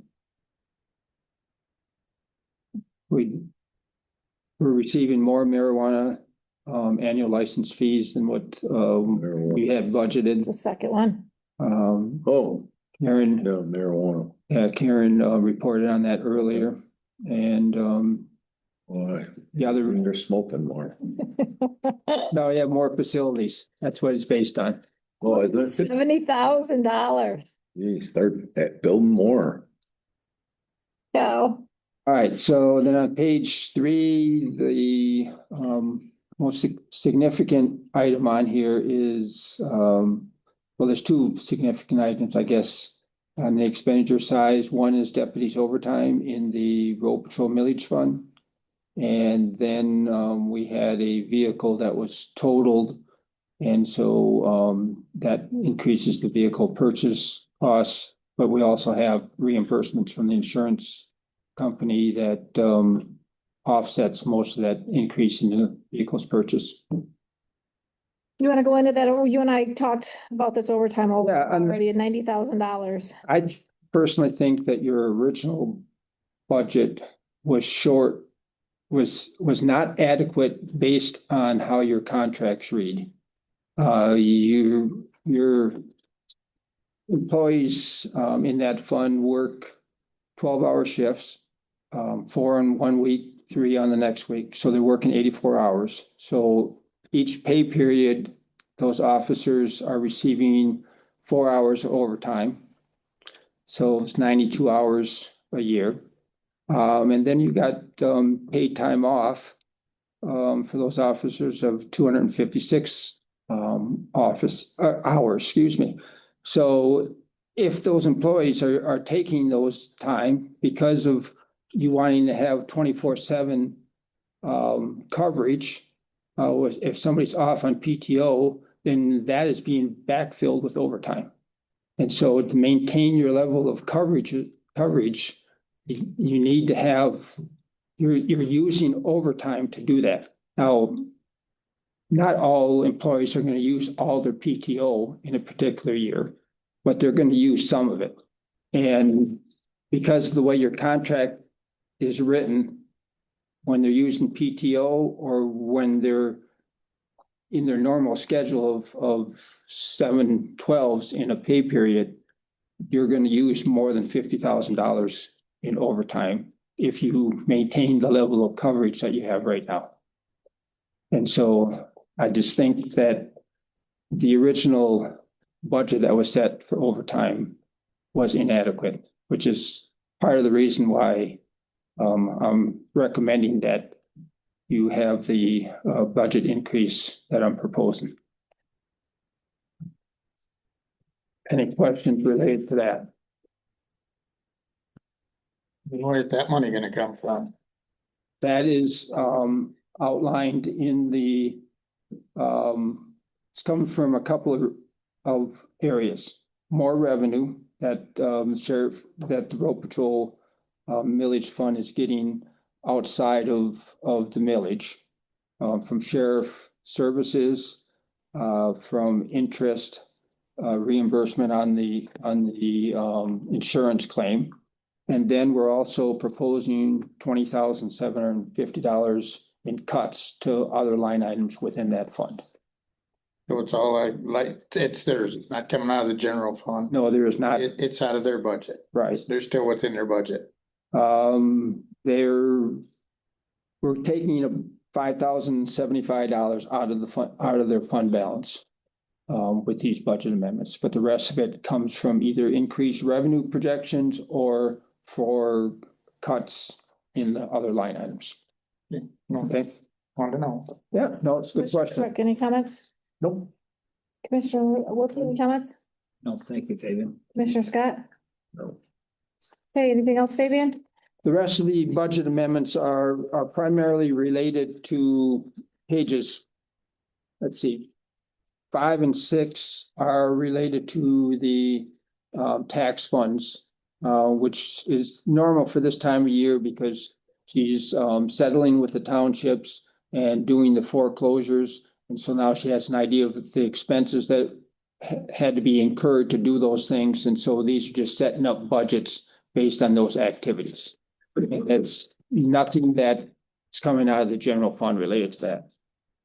And on page 7, under county park, we're setting up the budget at this point for the project out at the RV park. And then we got a contribution from the West Branch DDA, Township DDA, for half of that cost, and the other half will come from the DNR grant. And then we just have some minor adjustments in the transit fund and the building inspection department fund. So with that, if there's any questions, I'll be glad to try to answer. Did the committee already reviewed this, correct? The budget committee? No, that did not go to the budget committee. It did not. Yeah. Yeah, because they met prior to me being able to do those. Comments? But we did discuss where the budget amendments were needed. They did not see the Yeah, actual. we didn't see this action, but we did have pretty good, I thought, discussion in regards to what was needed in regards to the budget adjustments. Right. We didn't have specifics. A number of these amendments were proposed by the department heads or elected officials. Thank you for all your work into that. You're welcome. Any other comments? Request for county representatives for the Rifle River Zoning Review Board. Yes, this is just a request that came from the state of Michigan. Ogemaw County can have 2 primary and 2 alternates on the Rifle River Zoning Review Board. And at this point, we don't have any. And so put this in your packet to make you aware of it. So if you know anyone that might be interested in that, they would like to see us get some representatives on that board. Can we post this? So Yeah, we can post it. we've done it and then people are able to fill out. Sure. I'll talk to Tom about it and we can get it posted. I would like to see if anybody actually sparks interest. Yeah, sure. We'll get that posted. And a commissioner does not, I already asked you, I think on Friday, a commissioner does not have to serve on this, correct? And it does not have to be a commissioner. Mac, Savvy Student Debt Relief Initiative Agreement Renewal.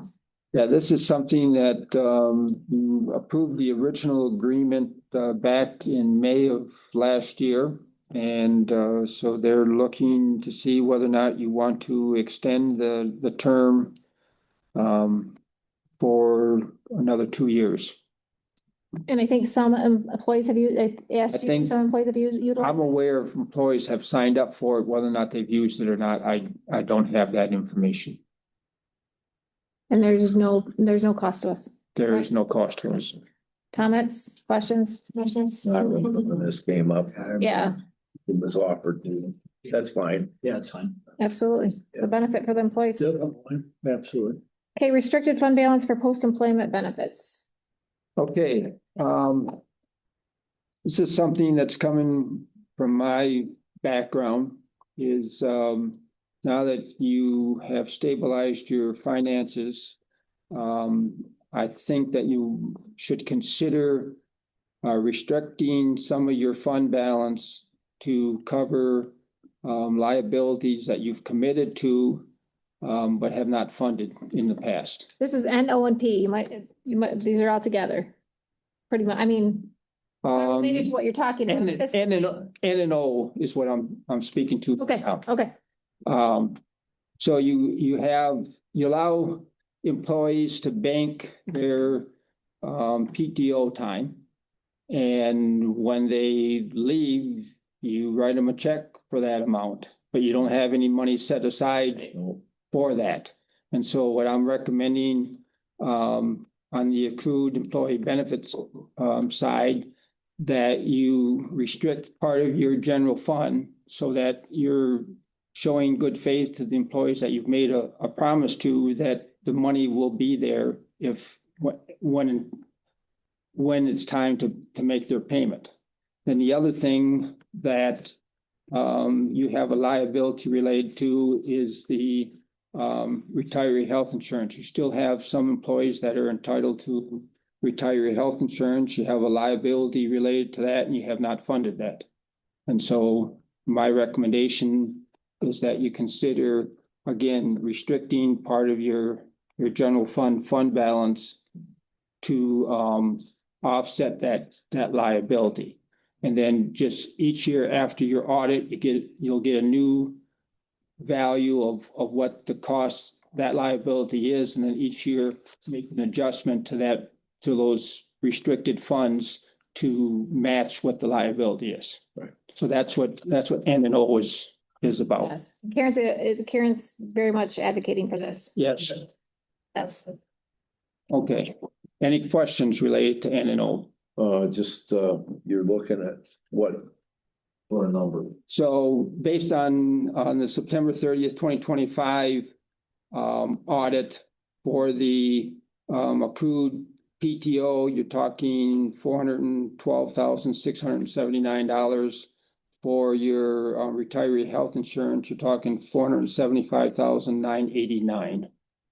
And based on what the September 30th 2025 audit showed, you have the funds in the general fund balance that you could restrict them and cover these both. What was just your amount again? I'm not seeing the second amount on here, I guess. It's on a different page. Oh. I'm not seeing this. Who knows? Now, Mine is. note number 6 is the PTO on the top. 7N. Can you give me that number again? How loud? So for the PTO, it's $412,679, and that should be highlighted on page 50 of the audit. Okay. And then for the retiree health insurance, which is it's $475,989, which is on the bottom again highlighted. Now, is this PTO gonna change? Is it gonna It changes every year. It's going to, correct? So Yeah, this- right. These numbers, the retired, You're gonna have some people that are no longer around to get it. okay, But then you also have the increase in the cost of the benefit. So it changes every year. After you get your audit report, then you make a motion to adjust both of those to what the audit says. And so then you have it covered. I mean, thankfully, we're finally in a financial position that we can. Yeah. We're able to do this. Yeah. Yes, And we can always, worst comes to worst, you can always unlock that. Unrestricted with a vote of the board, yes. Right. Yes. Yeah, well, that's just baffled me ever since my first time that I saw somebody retire here was they never put away any money for it. Yep. And Councilman that one year, there was like 8 people retired with all high numbers, and holy smokes. Yeah, it can be a. Pulling money out of nowhere. We had no money and we were writing checks for it anyway, Mhm. because we always paid for it. Yep. There's been no one go without it. You know, so, Yeah, I mean, it's a liability that you have there. It's a true oh, yeah. expense. Oh, yeah. Sure, and I think you owe it to the people that you've made that promise. And we've made that promise. Yeah. But where the promise was, is we didn't have any money backing it up. Yeah. But the checks were good. Right. But so that's why I'm suggesting that. Yeah. Commissioner Wiltie. Well, first off, I really appreciate this, and it is nice that finally we're at a position where this can be talked about, where it's sustainable, that we can do it. But I think it truly paints a different picture, and I think that's why it's so important.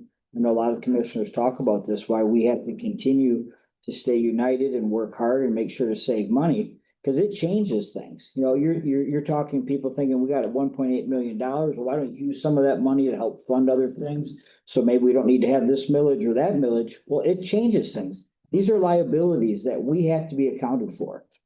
And so you take that number, you minus from our fund balance, that changes the entire picture of where we're at.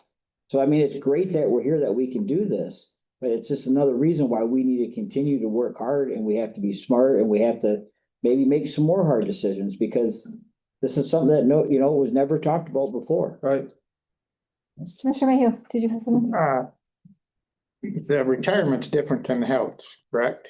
The people that got divine, whatever it is, retirement. Defined contribution, yeah, Yeah, that's like in the millions. Yeah, that's We different. can't, Yeah, we ain't got, we don't have it. right. Right, Yeah, that's something different than this. right. Yeah, defined contribution, you don't have a liability there because your requirement for a defined contribution is just to make the contribution, what you're doing. Where you have a liability is on your old pension plan, the defined benefit plan. Right. Because that says you're gonna pay a certain benefit.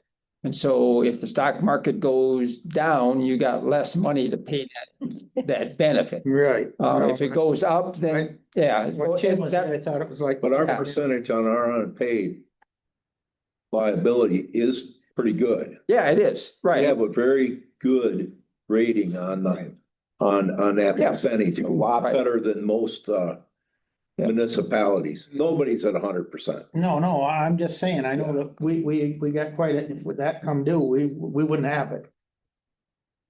It can't come due all at the same time. That's why there's an unpaid liability, Yeah. you know. Yeah. But we set much higher than most municipalities in respect. These two things are not addressing that, but that is another liability that you have. That, in the future, you can take a look at how you might want to address it. But the fact that you've closed that defined benefit plan and went to the defined contribution plan reduces your risk in that area significantly. Commissioner Serbrook, anything? No, ma'am. Do we need to make a resolution for this? I think We should. you should do a resolution that restricts your general fund balance for those amounts if you want to do that, yes. This retiree health insurance, this will continue to go down Yes, as those individuals. right, and so then you adjust your.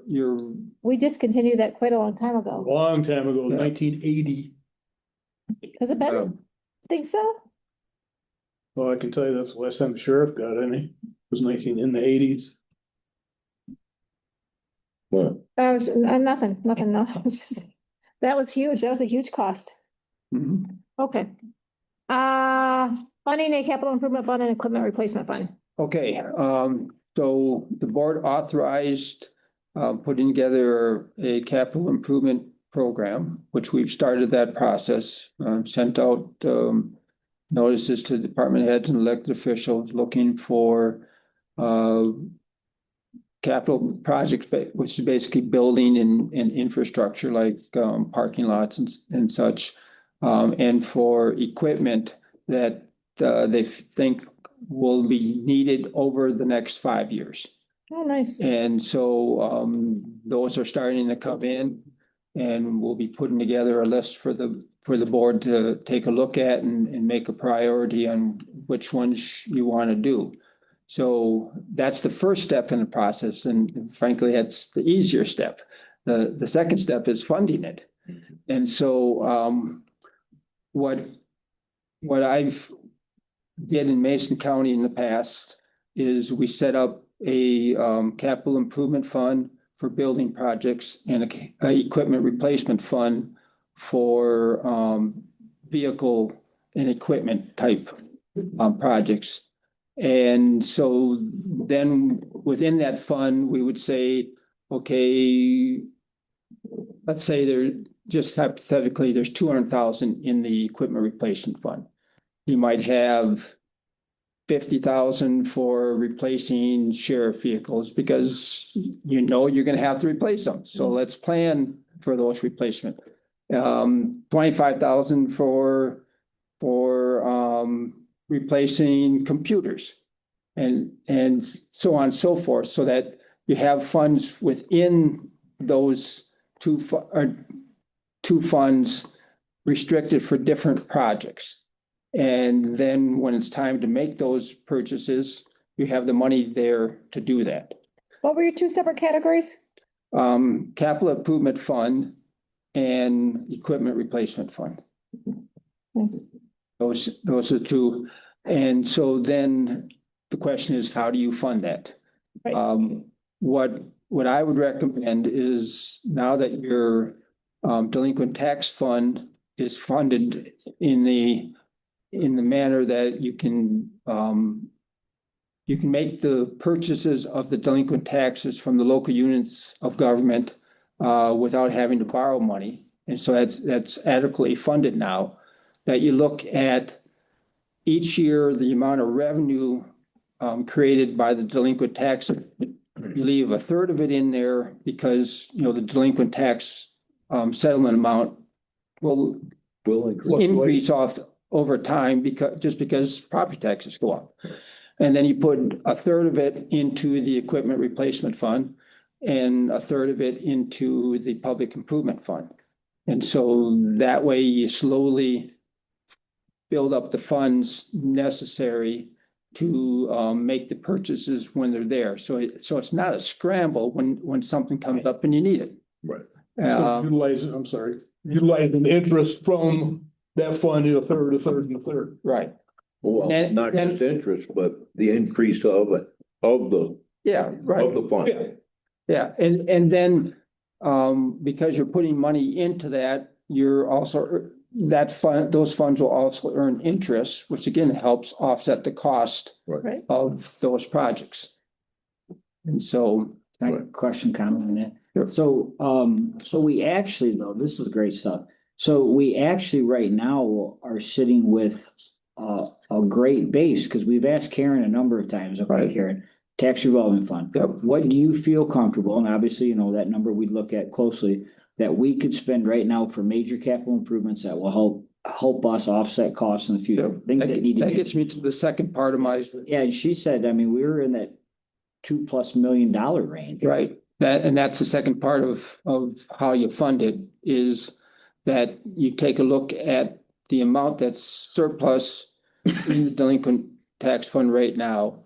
And based on the requests that come in on this capital improvement fund, put a percentage of that money in the capital improvement say, based on the needs that come in on the capital improvement program, you put a percentage of those excess funds into the capital improvement fund for building projects and infrastructure type projects, and a portion of it into the equipment replacement fund for equipment that needs to be purchased over the 5-year period. And that way you're getting those commitments funded and are planning for them so that, again, they are not a major panic mode when something comes up. Right. Yeah. Did you have something? No, I think it's a good idea. If you earmark that money, it just ain't in the general fund and yep, we can give it away. Commissioner Serbrook? I think it's fantastic. Commissioner Serbrook? Oh, yeah, because we're not, just a few years ago, we were taking that money out and spending it to supplement, to supplement the Right, which is general budget, which bad we're idea. not. We're already, we're past that. Yeah. So I would say, whatever we've gained in the last couple of years is we leave that there and then start on the increase in the next fiscal year. And start that 5-year period at the start of 26, 27. Commissioner Wiltie? I mean, this is the fun part. This is where our hard work, finally getting where we need to be, where we can actually make really smart decisions with money we already have. Okay, thanks, Fabian. Do you have a timeline, a deadline for the department heads to have the requests in? Actually, the deadline was last week, but I've got a couple of them I need to follow up on that I know they probably have some requests, but I haven't seen them yet. So, I plan on having that, at least the list of what was requested for you at the May 7th committee of a whole. Perfect. And Judge Williams already had come to us too with it. Yes, his project's one of them that's been submitted. Perfect. Bailiff staffing and security deputy discussion. Come on up. Not here asking for a million.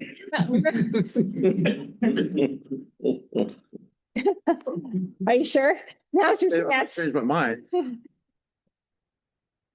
You have the floor, sir. Well, can I say something? Because I'm the one that asked for Rick to be here. Okay. And it was a split vote this last resolution that we had on this, and I was kind of, I got this letter that you sent Fabian back in March, and you heard a rumor yesterday and was surprised. Well, I'm surprised you heard a rumor because we're live here every week. We Zoom every week, and then you can even go on YouTube and watch us anytime you want. So you don't have to listen to rumors. You can go on YouTube and see what we actually said in the meeting. I understand. So then the letter that you sent Fabian was, I heard a rumor yesterday and was surprised. This is not what we agreed upon when the subject came up a couple of years ago. The commission, the judges, all the bailiffs had come to an agreement. Each day consists of 2 4.5-hour halves, and anything after 4.5 hours is paid by the hour. And that's exactly what I voted on, was anything after 4.5 hours be paid by the hour. And I don't understand what the change is. Well, at the time, I thought everybody understood that the bailiffs are scheduled like on half days or 2 half days when we do the schedule and everything. So a half a day would be the 4.5 hours, whether it was the morning half or the afternoon half. It's going to be a 4.5. Anything after that, say a court went till 6 o'clock or something with a trial, all that extra time would be by the hour. That's the way we understood it. That's what we voted. That's what we did. Yeah. I think he's talking 2 4.5 hours. Oh, talking 1 4.5 hour. Oh, part of the reason is at the time, it's especially with the bailiffs who are in the courts. So much of the day is beyond our control. I mean, we set family schedules, doctor schedules, all that kind of stuff. We're all part-time. Correct.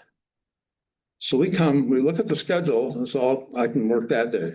Look, expecting I'm gonna get a full day. So I get down here and something happens for the second half of the day. And suddenly we've made all these changes and adjustments and everything, and it lasts an hour or 15 minutes or 2 hours or 4 hours. We can't control that. Does that make sense?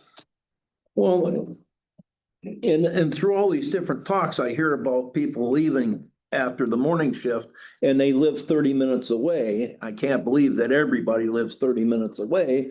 And why would I leave for 30 minutes drive time to spend 15 minutes at home to turn around and drive 30 minutes back? Oh, I'll just pay you to be here. Just stay here, I'll pay you. Well, but it's the part that we can't control. It's a surprise to us. We expect it to happen today, kind of. I mean, I was in probate this afternoon. I was expecting a full day today. So the morning was the 4.5 hours that you guys are guaranteeing. And how many hours did you spend in the morning? Well, the 4.5. 4.5. Yeah. You did. But then the afternoon, I was expecting it was going to be another 3 or 4 hours. It ended up being about an hour. Okay. So I'm an hour away. I'm the farthest one away.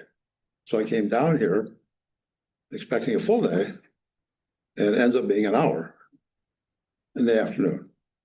Does that make sense? There's all these other little things. Hold on, Commissioner Scott. The reason we had asked for a time period between when this was voted on again, Yeah. and now was to see, have you had any, since there's been more clarification, the commissioners voted and there's been more clarification on these hours, has there been staffing issues in the last 2 or 3 weeks? Now that they're paid not in those blocks, 1 block per day and then hourly thereafter. Has there been staffing issues? Not yet. Before that, before the meeting, I think Ron was here that day, that you brought him up here. The chief judge asked me to go around and talk to all the bailiffs. What are you gonna do if this thing passes? The guys enjoy working here. So at that point, they all said, I'm gonna stay and see what happens. And see how it affects them with their pay and all that kind of stuff.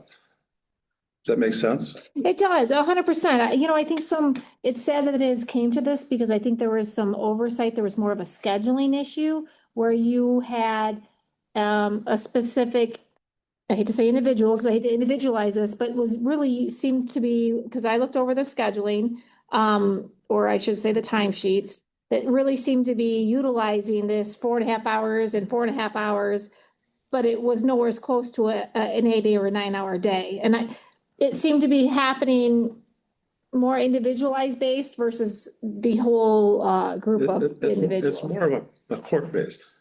Probate court and friend of the court are the ones that are so unpredictable. They change by the day, by the hour. And there's no way for us to control that. So it's very sad that it's came to this. So now it's going to impact everybody when this probably could have been dealt with more on an individual basis. Well, nothing was ever intentional. I mean, I don't know exactly what the case was or what the incident was. Somebody could have been scheduled for all day. It was repeatedly, our morning and afternoon, repeatedly, you know, so this had to come up in discussion, obviously, that it was being. It's not being taken advantage of. There's not one guy in this team that take advantage. There's no way. I was the one that voted no because I thought there'd be scheduling issues. I'm not going to come in if I'm only going to work an hour or 2 or unsure of how many hours when I think it should be 4.5 hours. But again, this should have been dealt with more on an individual basis. It was being taken advantage of. Okay, I don't think it's been taken advantage of myself. I really don't. I don't believe that for a second for any of the guys that they would intentionally do it. If they come in expecting a full afternoon and it ends up being an hour, that's beyond any of our control. I understand that. And I was one that voted no. I think it's only an issue in probate and front of the court.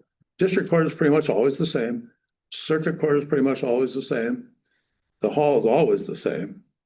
You know, it's always that 4.5 because we try to schedule a person for a morning, and then another one for the afternoon. That's your 4.5 that you're guaranteeing everybody.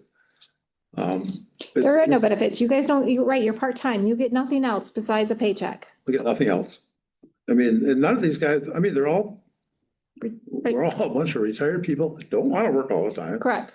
But we're very dedicated to the schedules and everything. Like Ron doing all the scheduling now, and he goes around to each one of us, and we look at the days that they're short. You could say full, it might end up not being a full. And I'll say, well, I can take that day, or I can take this day. I got nothing going on this day, I can help out. He's not, we all have input on what the schedule is when we want to work, but we don't have input on what the changes could possibly be. Sure. I mean, we try to arrange everything around what we're doing in our personal lives, to be able to here to help out, you know, a couple of days a week or whatever. There's got to be a value to being available. Then something happens out of your control and getting penalized for it. I mean, I kind of debated about it because when it happened, it's like, I'm coming from an hour, right, or from an hour away at the price of gas right now. Do I want to drive for basically a couple hours pay? That makes no sense. I mean, we haven't lost anybody yet. Commissioner Serbrook. You're not gonna get paid just for 2 hours. We're guaranteeing you the minimum of 4.5. I understand that. You know, so nobody's gonna take and only work 2 hours and only get paid for that 2. You're gonna get, we're guaranteeing you 4.5. I understand. I don't understand what the issue is. We're guaranteeing you 4.5. I don't know any other job that guarantees you, if you only work an hour, then you're gonna get paid for 4.5 hours. I'm not aware of any place that does that. If I knew I was coming down here only 4.5 hours, do I want to look at the schedule and make my work plans around a half a day? That's a half a day. I mean, that's my choice. Sure, it is. Yeah, but do I want to keep doing it? That's where we're at right now. So if you're scheduled for a full day and it goes until 2:00, you want to get paid for 9 hours for what, 5 hours of work? That's what you're asking for? We totally understand your concerns, but you're kind of penalizing us for I don't something. think we are, because we're gonna pay you for the time you're here. You're guaranteed 4.5 and we're paying you. If you work more than the 4.5, you're gonna get whatever you work. I don't understand where you think you're being penalized.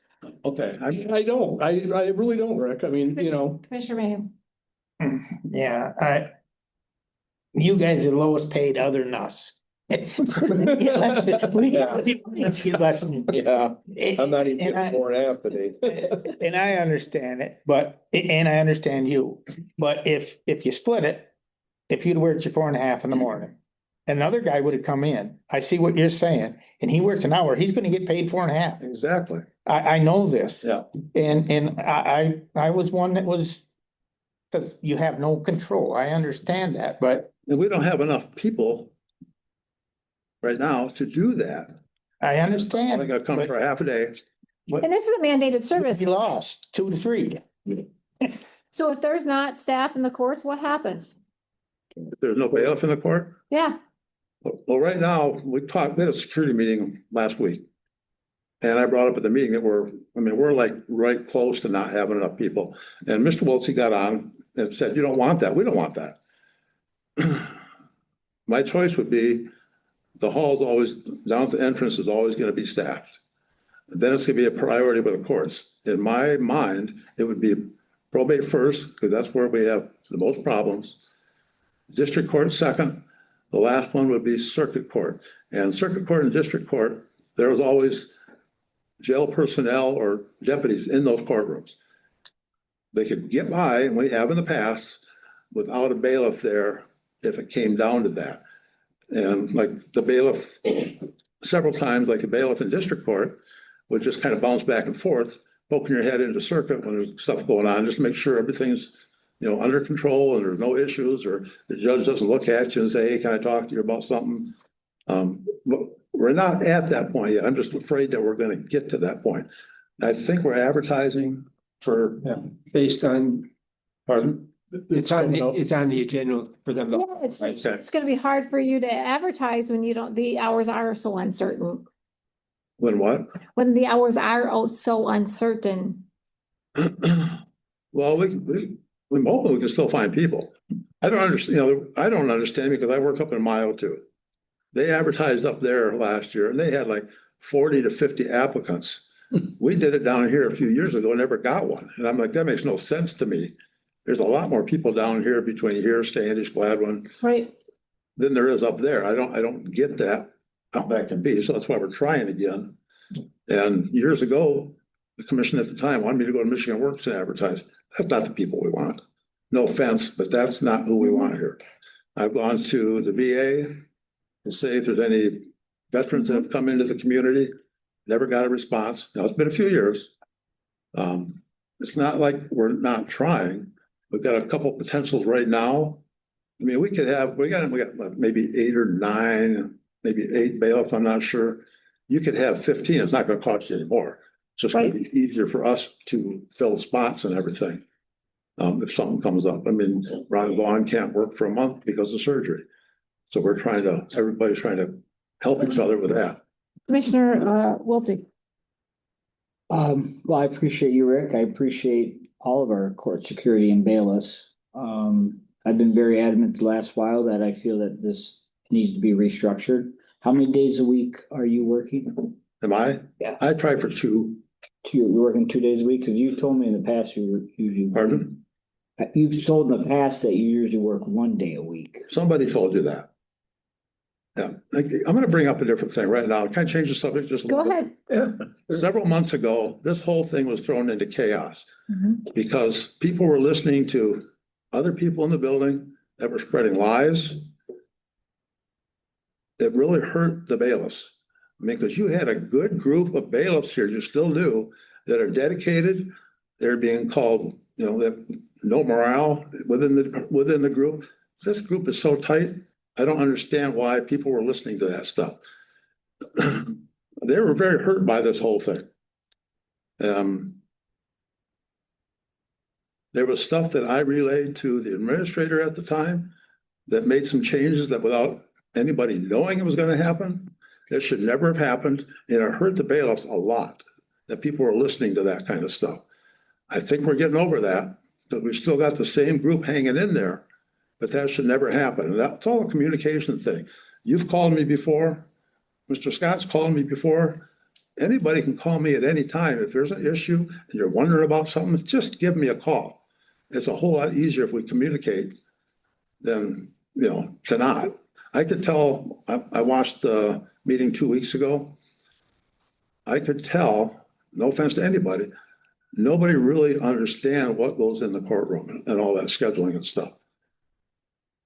Correct. I mean, That was my impression. right, why would we be? Why what? I mean, the scheduling in the courts, why?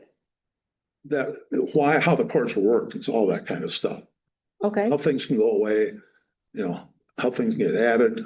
This all was affecting the pay things that you were talking about. I see it as how it was restructured in 2 weeks ago was that you're guaranteed 4.5 hours per block. So I'm only going to work the morning shift. And then we're going to pay a second person to work the afternoon shift. So I see it as versus paying one person, we're now paying 2. I mean, really, that's how, so really honestly, guys, when you stop and really, really analyze this, the decision that was made 2 weeks ago is we are now paying 2 people for those half a days, or a person can stay and work another hour for their $20 an hour. Yeah. Well, I'm going to give my shift to somebody else the second half, and then he's going to do the same thing for me tomorrow. I'm not sure how much money you're actually saving by what you've done. Correct. I'll use myself as an example today. Hang on. I don't mean to take this. No, go ahead. You probably saved, rough math you probably saved $35 today on me because my day ended up being shorter than I expected. Because if you'd have paid me for 4.5, it would have been such and such amount. I only worked 2.5 or 3 for the hourly rate. The difference is not all that much when it comes right down to it. Well, I thank you for staying. I don't know how I can change anybody's minds. I don't know how that all happened. I went back to, I thought about this the other day, a couple of years ago, when they came up with this agreement that I guess that we didn't all understand. I went back to Tim, myself and another bailiff, went back to Tim at the time and said, we think the guy at the hall should be getting paid more than the ones in the courtroom. I don't remember exactly what the figure was. It's like $2 an hour. The guys at the hall down there at the metal detector, that's the most important spot. Because if something's gonna happen, it's gonna come in the door right there. Us in the hall, us in the courtroom most of the time, we've already got that protection that everybody that walks in the courtroom has already been checked and everything. So I think that spot at the hall deserved more. Tim said, that's a good idea. The board's gonna like that. Couple of weeks went by, I got a paycheck and it's like, it's all the same still. And I was told by him that he came to the board and suggested that. And somebody said, no, we'll leave it all the same because it's easier. Are you the current supervisor of the bailiffs? Yes, You are, okay. yeah, And you work one or 2 days a week? couple of days a week. Okay, Commissioner Wiltie.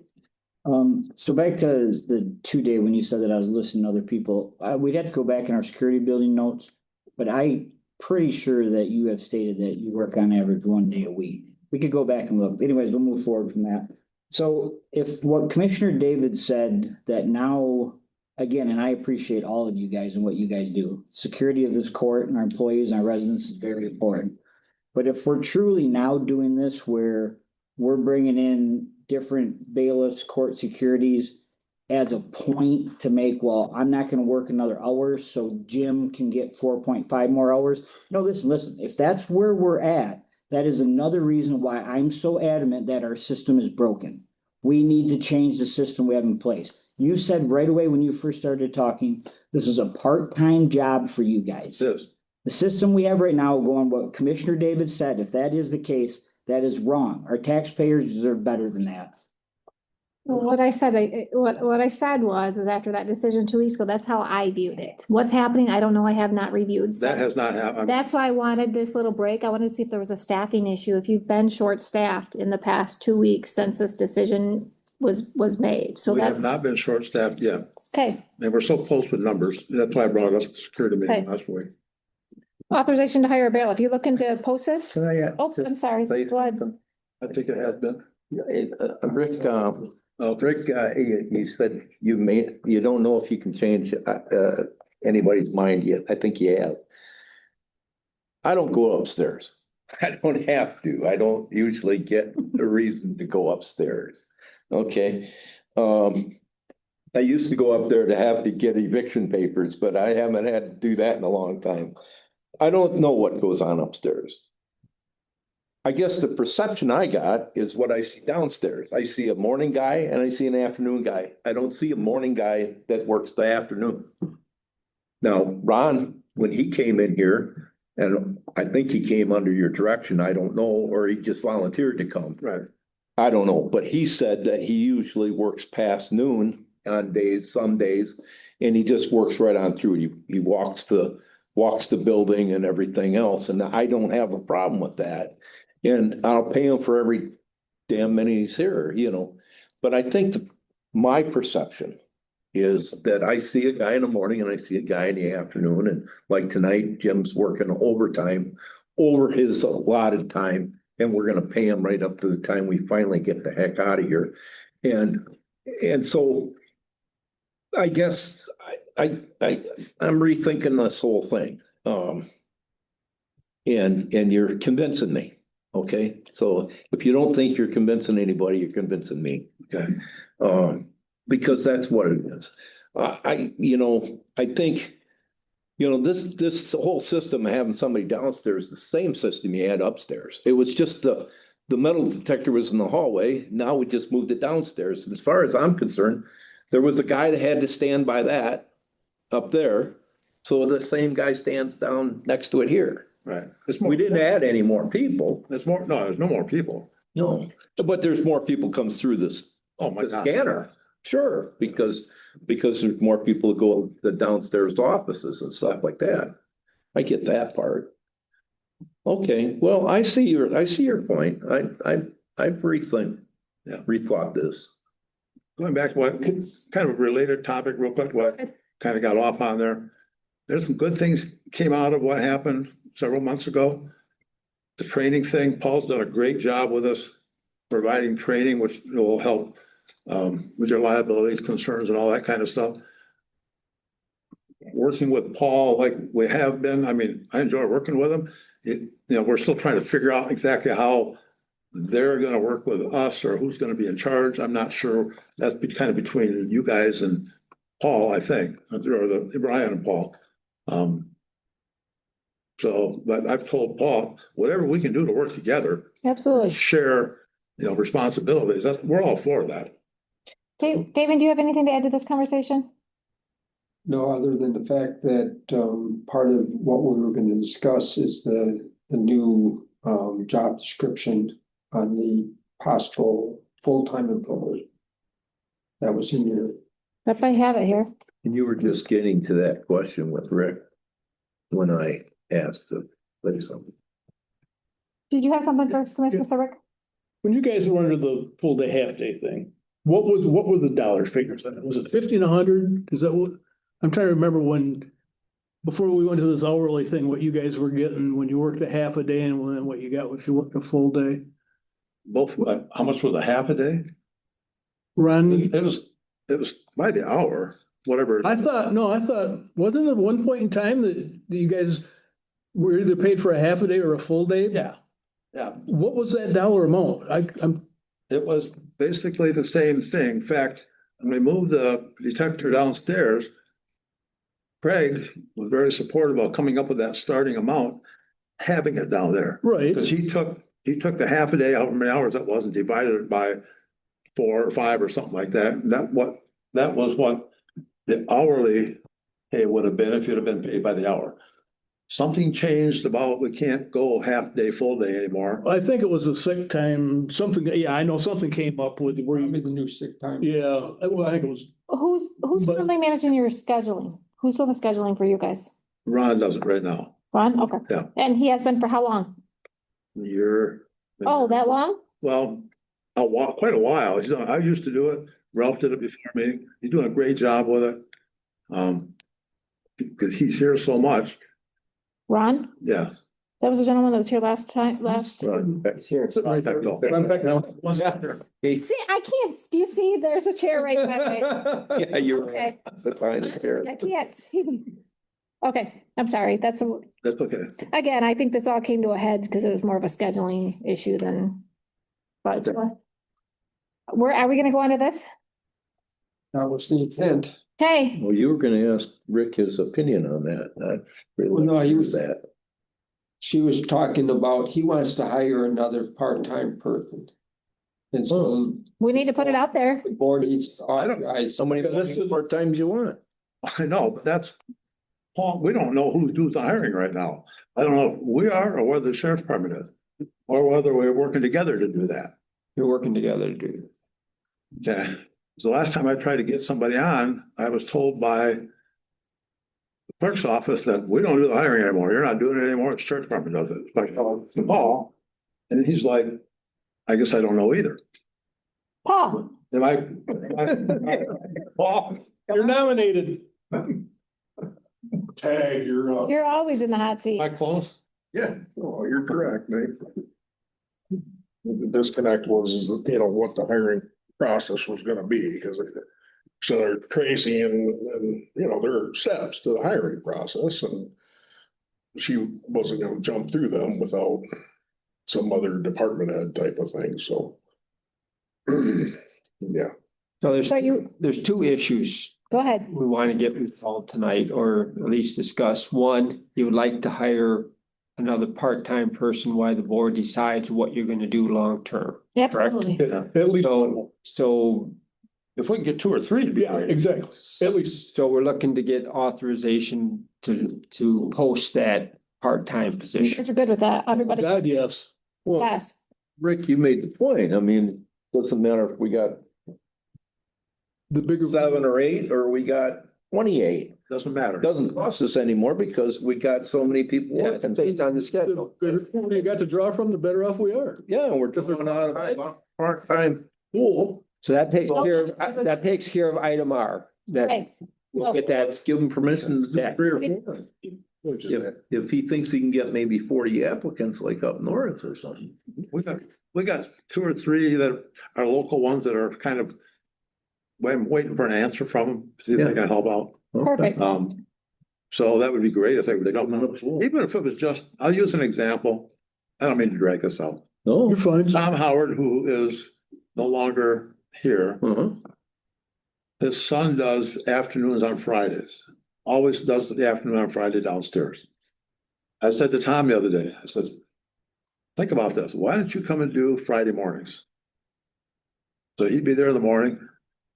Young Tom would be there now. It makes scheduling so much easier to have somebody that's always gonna kind of do the same. Sure, yeah. No, Makes it simple for So Friday'd be Howard. Howard. Yeah.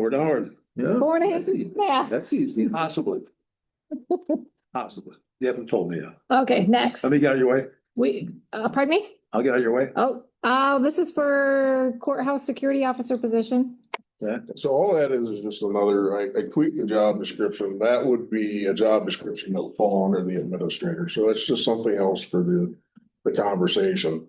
Given the union issues, I still think regardless, talking to Fabian and a few other sources, regardless of what we do, MCOs or non-MCOs, it's gonna be a union position. If there's a full-time position, EOLC is gonna ask that position under the sheriff's office umbrella gets brought in, and you brought that up with animal control. It's the same type of concept.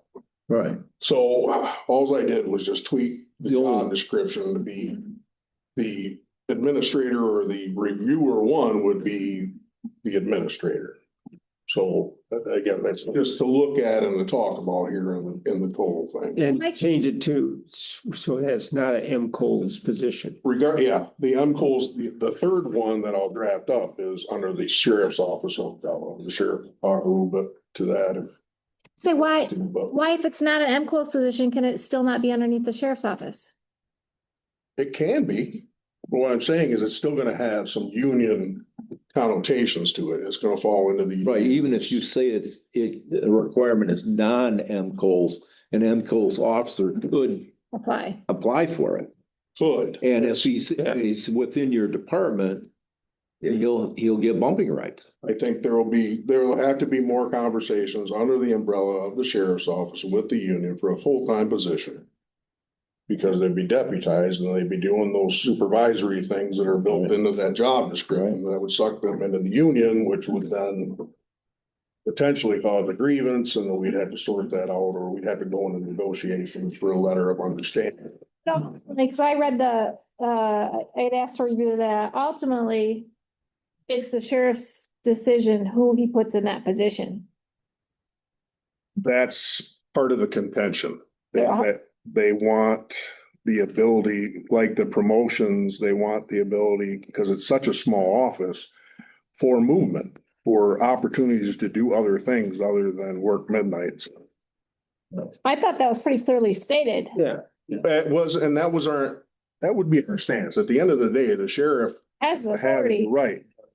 What that will do is cause a grievance, and we'll have to go through the grievance procedures to see what happens on the other side.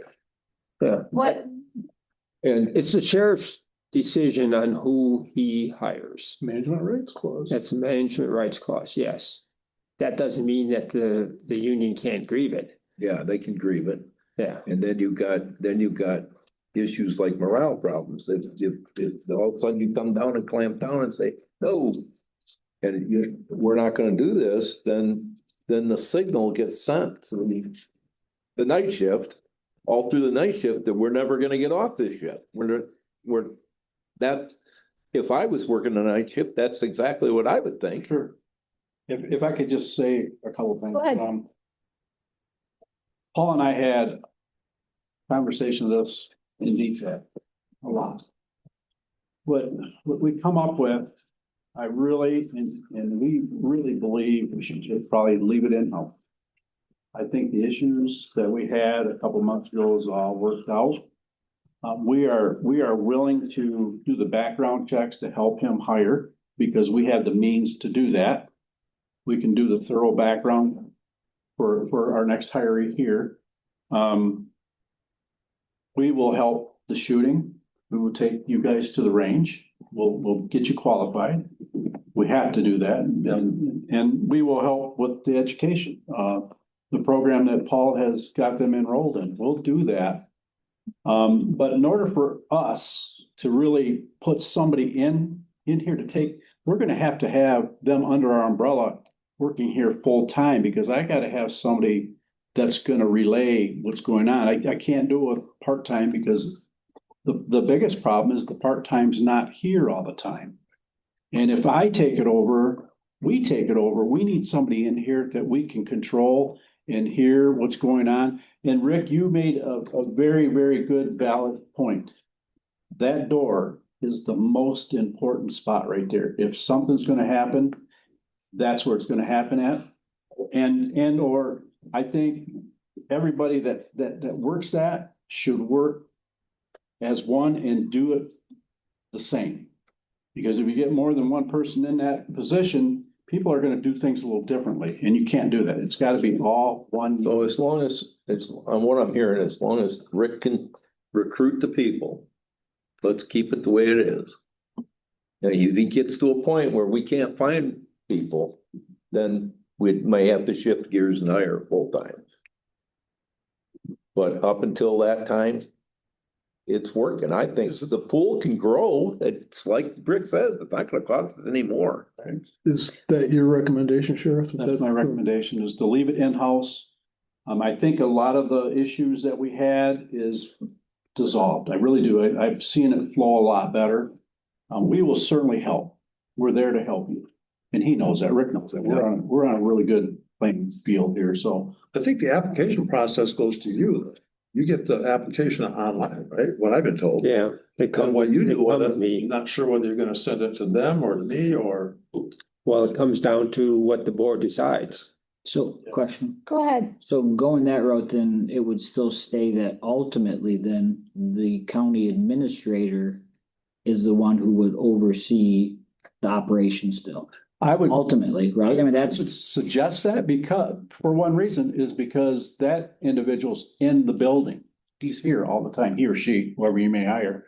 They're here, they see the operations where I'm not seeing what's going on.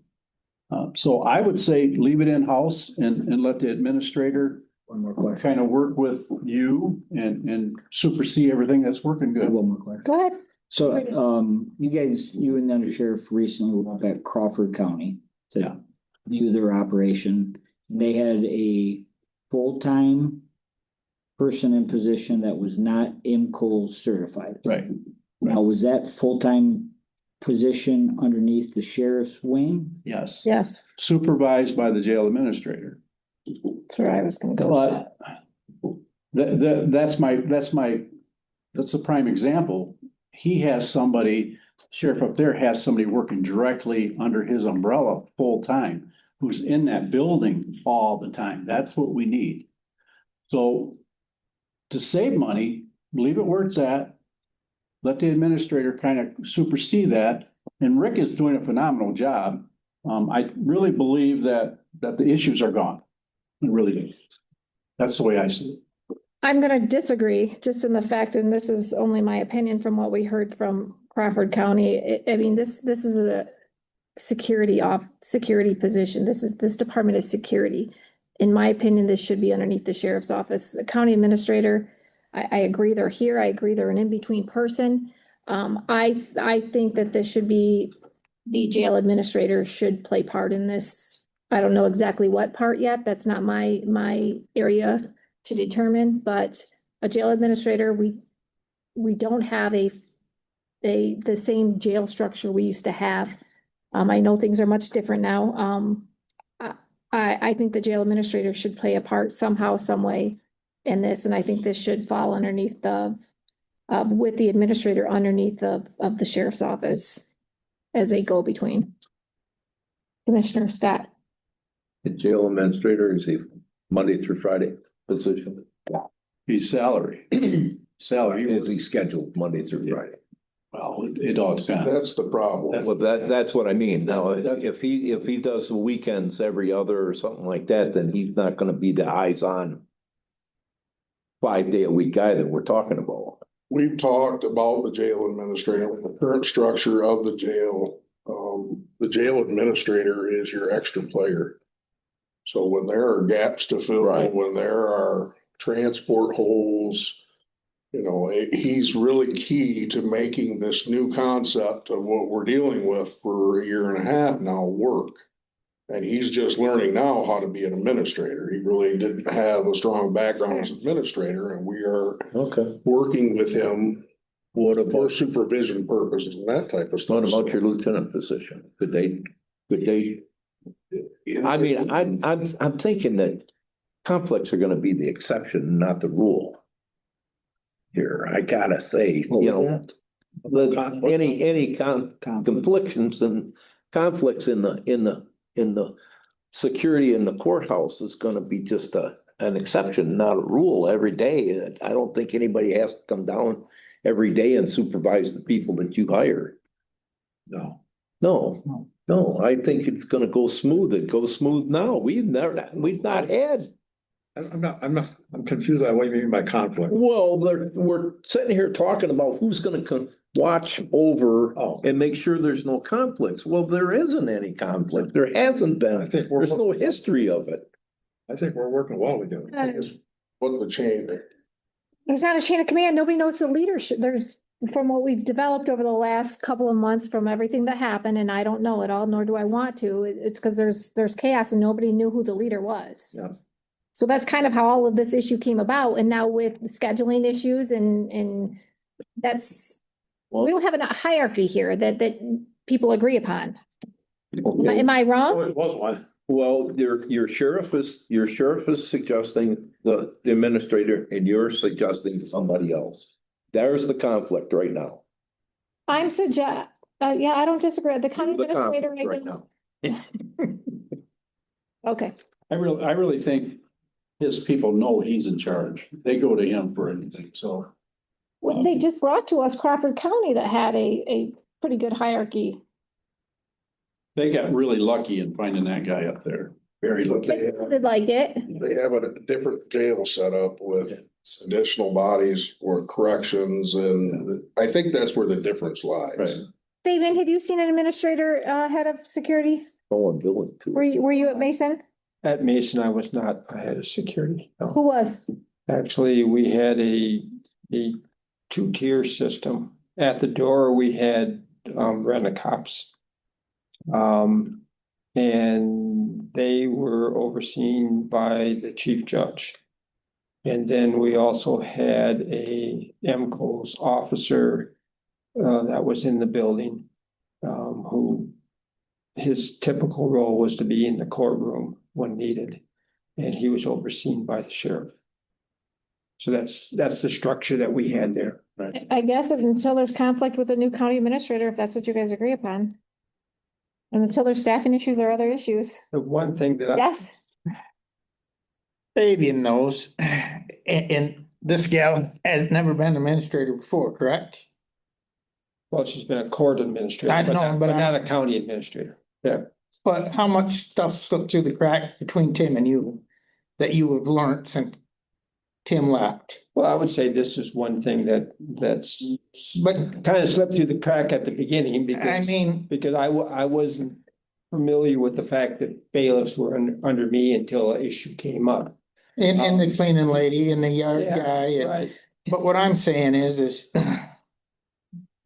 let her get her feet wet, give her a chance, dump all this. Well, it's part of her job description, so she'll know that coming in, that. Okay, I guess, and we'll see. At this point, it's her responsibility. The thing that I would recommend is that, initially anyway, that she and Rick meet on a more regular basis. So that she has an understanding of what's going on related to that group. Because we typically don't see each other.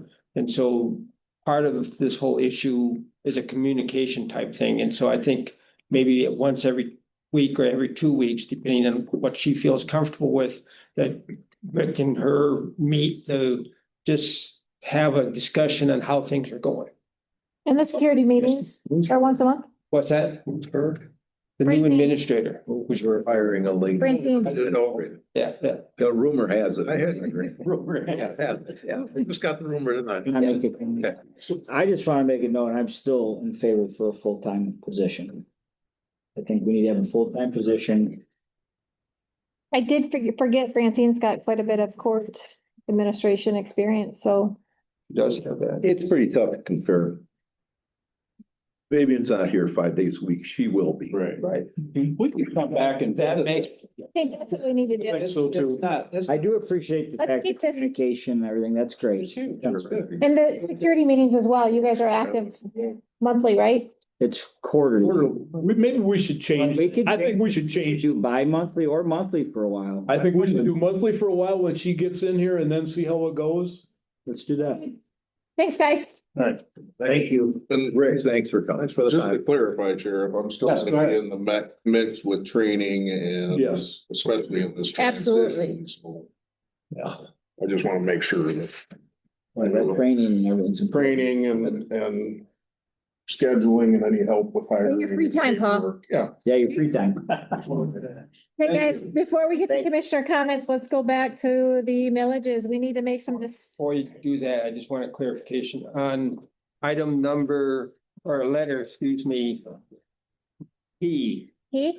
are you prepared for me to bring a resolution on that, next week, or? What would the resolution state? The resolution would state that we're creating those two funds. Oh. A dollar amount to move from the delinquent tax fund into those two funds, and I'll talk to Karen about that. And then future revenues be split 1/3 going into capital improvement, 1/3 going to equipment replacement, 1/3 staying in the delinquent tax fund. Absolutely. Okay. And then interest going in tax. Yeah, the interest. Stays in the tax form. Tax. Well, the interest in those two earned on the money that we move into those two funds should go into those Follow funds. them? Yeah, follow them. Interest. Yeah. That's why you're leaving 1/3 in the DTRs All right. for future growth. Okay. Yep. Okay? Thank you, Faith. Collecting the interest, not the future growth. Say that again. It's two different things. Yep. One of the revenue earned by the delinquent tax fund Yep. each year, 1/3 of it stays in that fund. 1/3 of it goes into equipment replacement, 1/3 of it goes into capital improvement. Interest, once the money gets into the equipment replacement and the capital improvement, any interest earned at that time stays in the equipment replacement and the capital improvement. Okay. Absolutely. Yep. Okay, And then the interest earned in the DTR fund stays in the Stays there. DTR fund. Just to close the circle. okay, guys, under commissioner comments, before that, let's use millages. We need to, because it has to be approved. The deadline is, has to be the next meeting next Yeah. Tuesday. So, Be on the August ballot. yes, I'll make a decision next week. Yeah. Or have a special meeting. we have, All of them 1 August. so guys, we have 5 millages. These are the questions that need to be answered on each one of these millages. Should this millage be put on the ballot? Should it be put on the August or November ballot? What should the millage rate be? What should the term of the millage be? And should we include the DDA language? And you want to clarify that? Yeah, you've included language about a portion of the money possibly being dispersed to the DDAs. That language is not required. That's optional. Oh. And so if you want to include it, we'll include it on all of them. If you don't want to include it, we can leave it off. I just wanted you to be aware of that. For transparent, so that kind of surprised me. He said Mason County just got a legal opinion on this, and that's what they stated, was that they did not have to be stated on the millage. Pardon me? Thank God. Well, it's still transparent. There's two ways of looking I at that. agree. Transparency is one. The other one is it turns people right away from a millage. I know Because they don't understand that this is required. they don't take the time to educate themselves. Right. Had an effect, yeah. So them are the 5 questions for each one of these millages. We have 5 millages, guys. 3 are county millages, which is MSU millage, animal control, and the transit. Oh, well, MSU is not really a county That is a separate, that's MSU collecting that. That's not a. No, you collect that. We collect it, but I mean, they get the whole thing. Yeah, you collect the money to buy a service from them. They don't get that money, that, And non-mandated service. yeah. Well. Yeah, you don't send the money to them. You pay. Yeah, I know. You pay I was here, on an I agreement. was here when we put that on. Yeah. We used to fund them and we cut them out of our budget. Yep. And in order to get the money, they found a way to put it on a millage. Yeah. And so as far as my No, I perception, understand your. yeah, I'm paying for a service I don't have to pay for. Right. Paying for a service you don't have to. Yeah, it's not mandated. Oh, well, none of these are mandated. None of them. No, I get that. I get So I guess the question, let's start, let's go with August or November. Let's put that opinions. I'll start with Commissioner Serbrook. August, MSU, animal control, transit. Commissioner Mayhew, Sounds good to me. Commissioner Scott,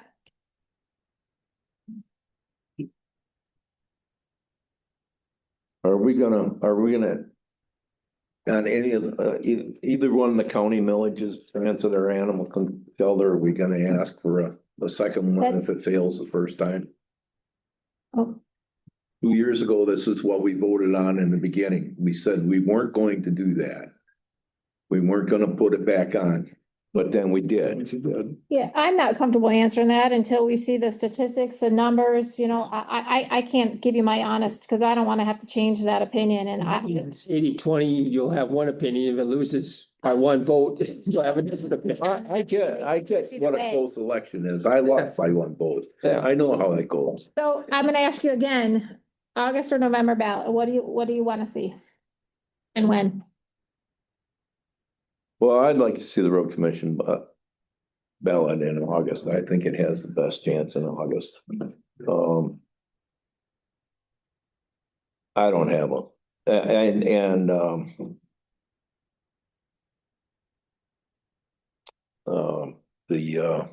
What do you call it? The small one there. Children assessment request? Children assessment. No, that one could wait.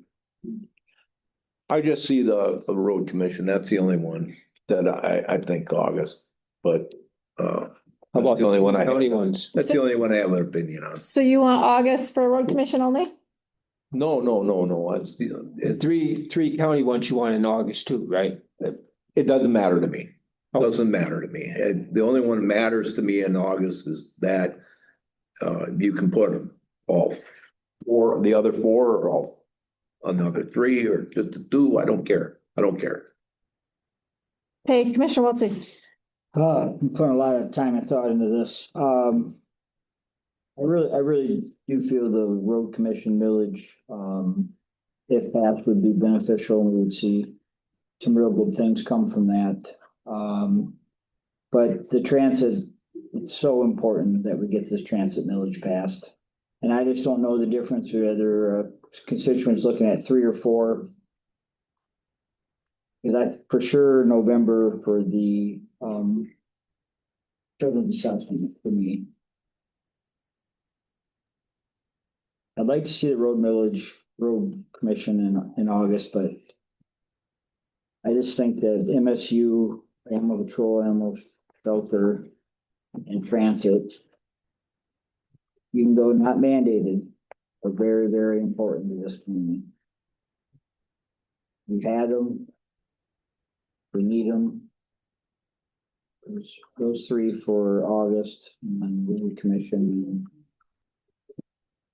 And children's assessment, November. I feel the road commission's a important millage, but I think it's gonna struggle. So my concern is that's gonna detour people, because people have a tendency to either vote all yes or vote all no. They don't, as Commissioner Wiltie said, necessarily educate themselves, whether it's a renewal, it's a continuation. Seeing this many townships that already have road millages, to me, it's gonna really detour.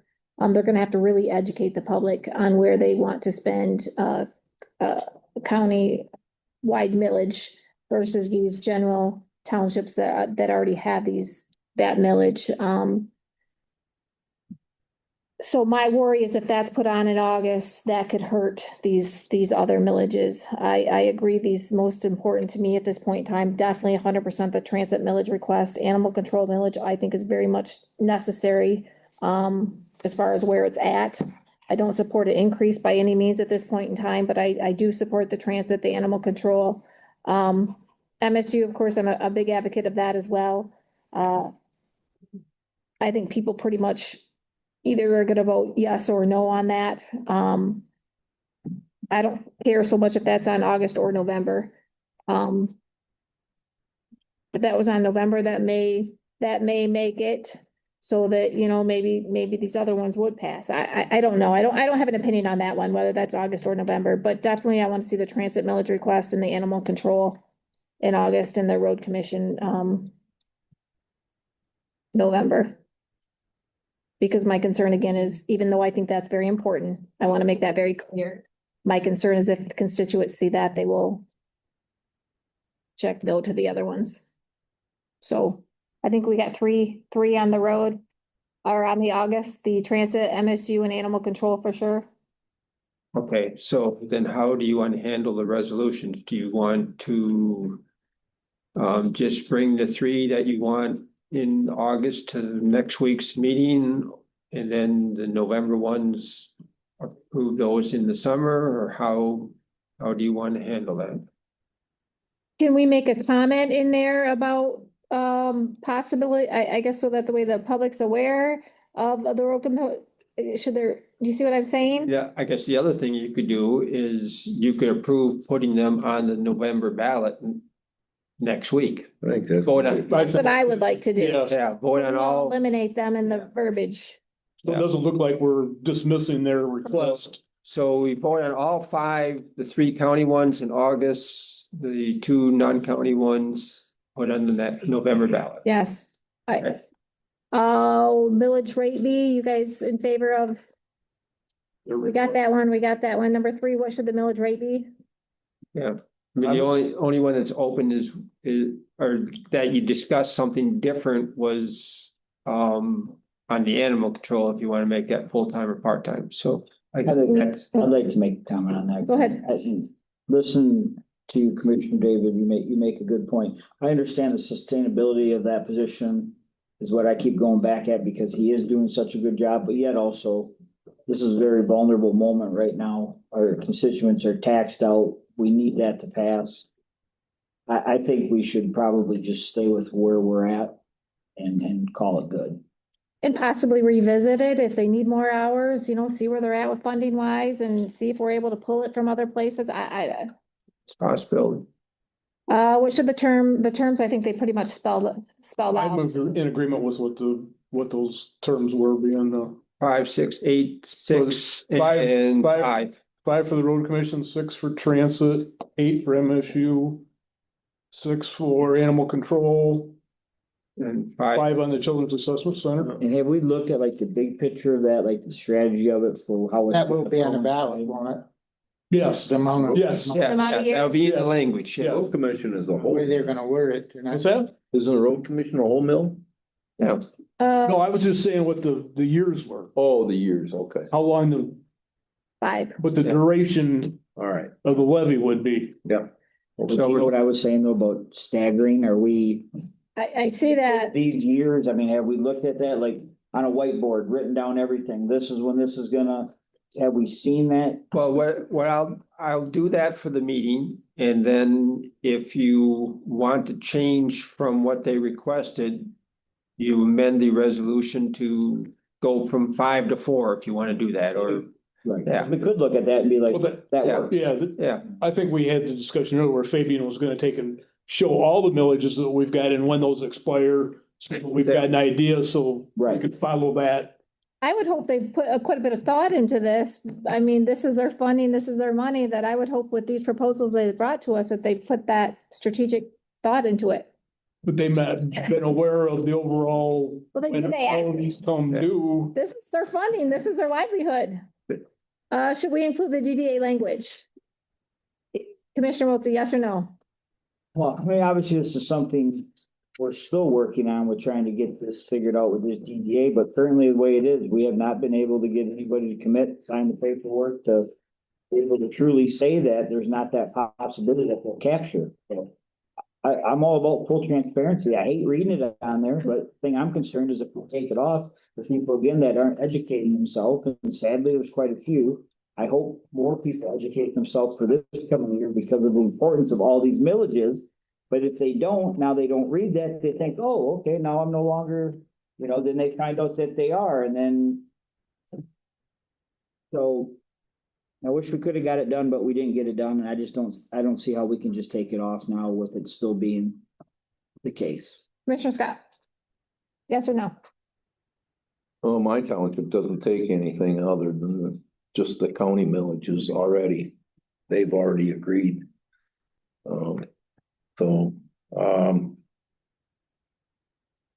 Put it on. Commissioner Serbuk? I think we need to leave it on there. The DDA language should stay. Commissioner Mayhew? All of them. Yep, what are you jabbering? The DDA language, it's not mandated, even though they still are gonna collect those monies, that is mandated, but we don't have to put that verbiage on the ballot. Do you want to keep that verbiage on the ballot, or do you want to remove it? They're gonna take it. They're gonna take it. I leave the verbiage on. Agreed. Okay. And then can I just make one quick comment Yep. along the, I think what we need to do though is, and I think Fabian will agree with me on this, we've had these talks and we've gotten super close, I think, to get this figured out.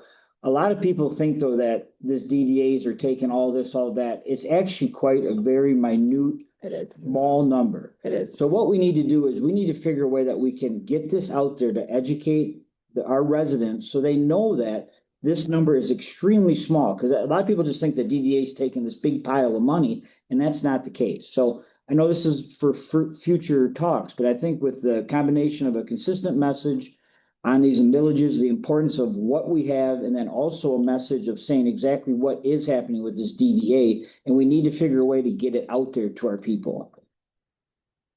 Commissioner comments, Commissioner Scott? Well, been a fruitful meeting, very, very fruitful. I don't care if it takes a little bit longer, I don't either. but, I like it. the sad thing in Ogemaw County is that we can't get that message out. People don't look at the paper anymore. But what we're going through at the Parks and Rec with this people here on Facebook is just unreal. Huh? That's the new paper. Even the newer papers, I mean, No, he's talking about Facebook. oh, yeah, it is, and people, and it only lasts this long, it lasts even less time than the paper did, yeah, it's a sad thing, it's hard to get that message out. But you keep trying, I'm not saying don't try, keep trying. I think the road commission people are gonna push theirs pretty good, and I know MSU will. Because in the past, MSU pushed theirs, they have a very good, Friends. Yeah, they got a great Friends base. of MSU. they have a great base. They've got lots of support. Kids, Yeah. Don't matter, it's kids. Huh? You can't. The public sees kids. It's. Oh, yeah, They're- absolutely. Everybody knows 4-H is, 4-H is a great program. Well, yeah, that's what they push. They push that, pay everybody's salary with the money. Commissioner Wiltie? I disagree with Mr. Scott on this. This is comments, not reports. But I would say the road commission has done a very good job with their Facebook page. They're getting very consistent. They saw the importance of social media to get consistency with that. But yeah, it was a good meeting. Commissioner Serbuk? The only thing that I have is I did a little research into the county retiree healthcare. It was 1986 when it was stopped, and they capped it at $243.50. So that's how long it's been since retirees have had healthcare. Commissioner Mayhew? Yeah, I don't have anything either. I want to thank Fabian. This was a very lengthy meeting, which we knew we needed to have. A lot of these topics we had backed up and because we try to, I understand we hate to lose people's interest with these long meetings and we hate to get off task. And even though it was very much needed discussion. So I thank you for that. We put a lot of thought and effort into, what to do with this, so. Public comment. I'd like to thank you guys. The conversation you had with Randy, it was nice to see that exchange. Because again, this problem is just getting started. Yeah. So I appreciate the time you took with that. Randy Booth, Yes. comments on the phone? Julie, oh gosh. There you go. Okay.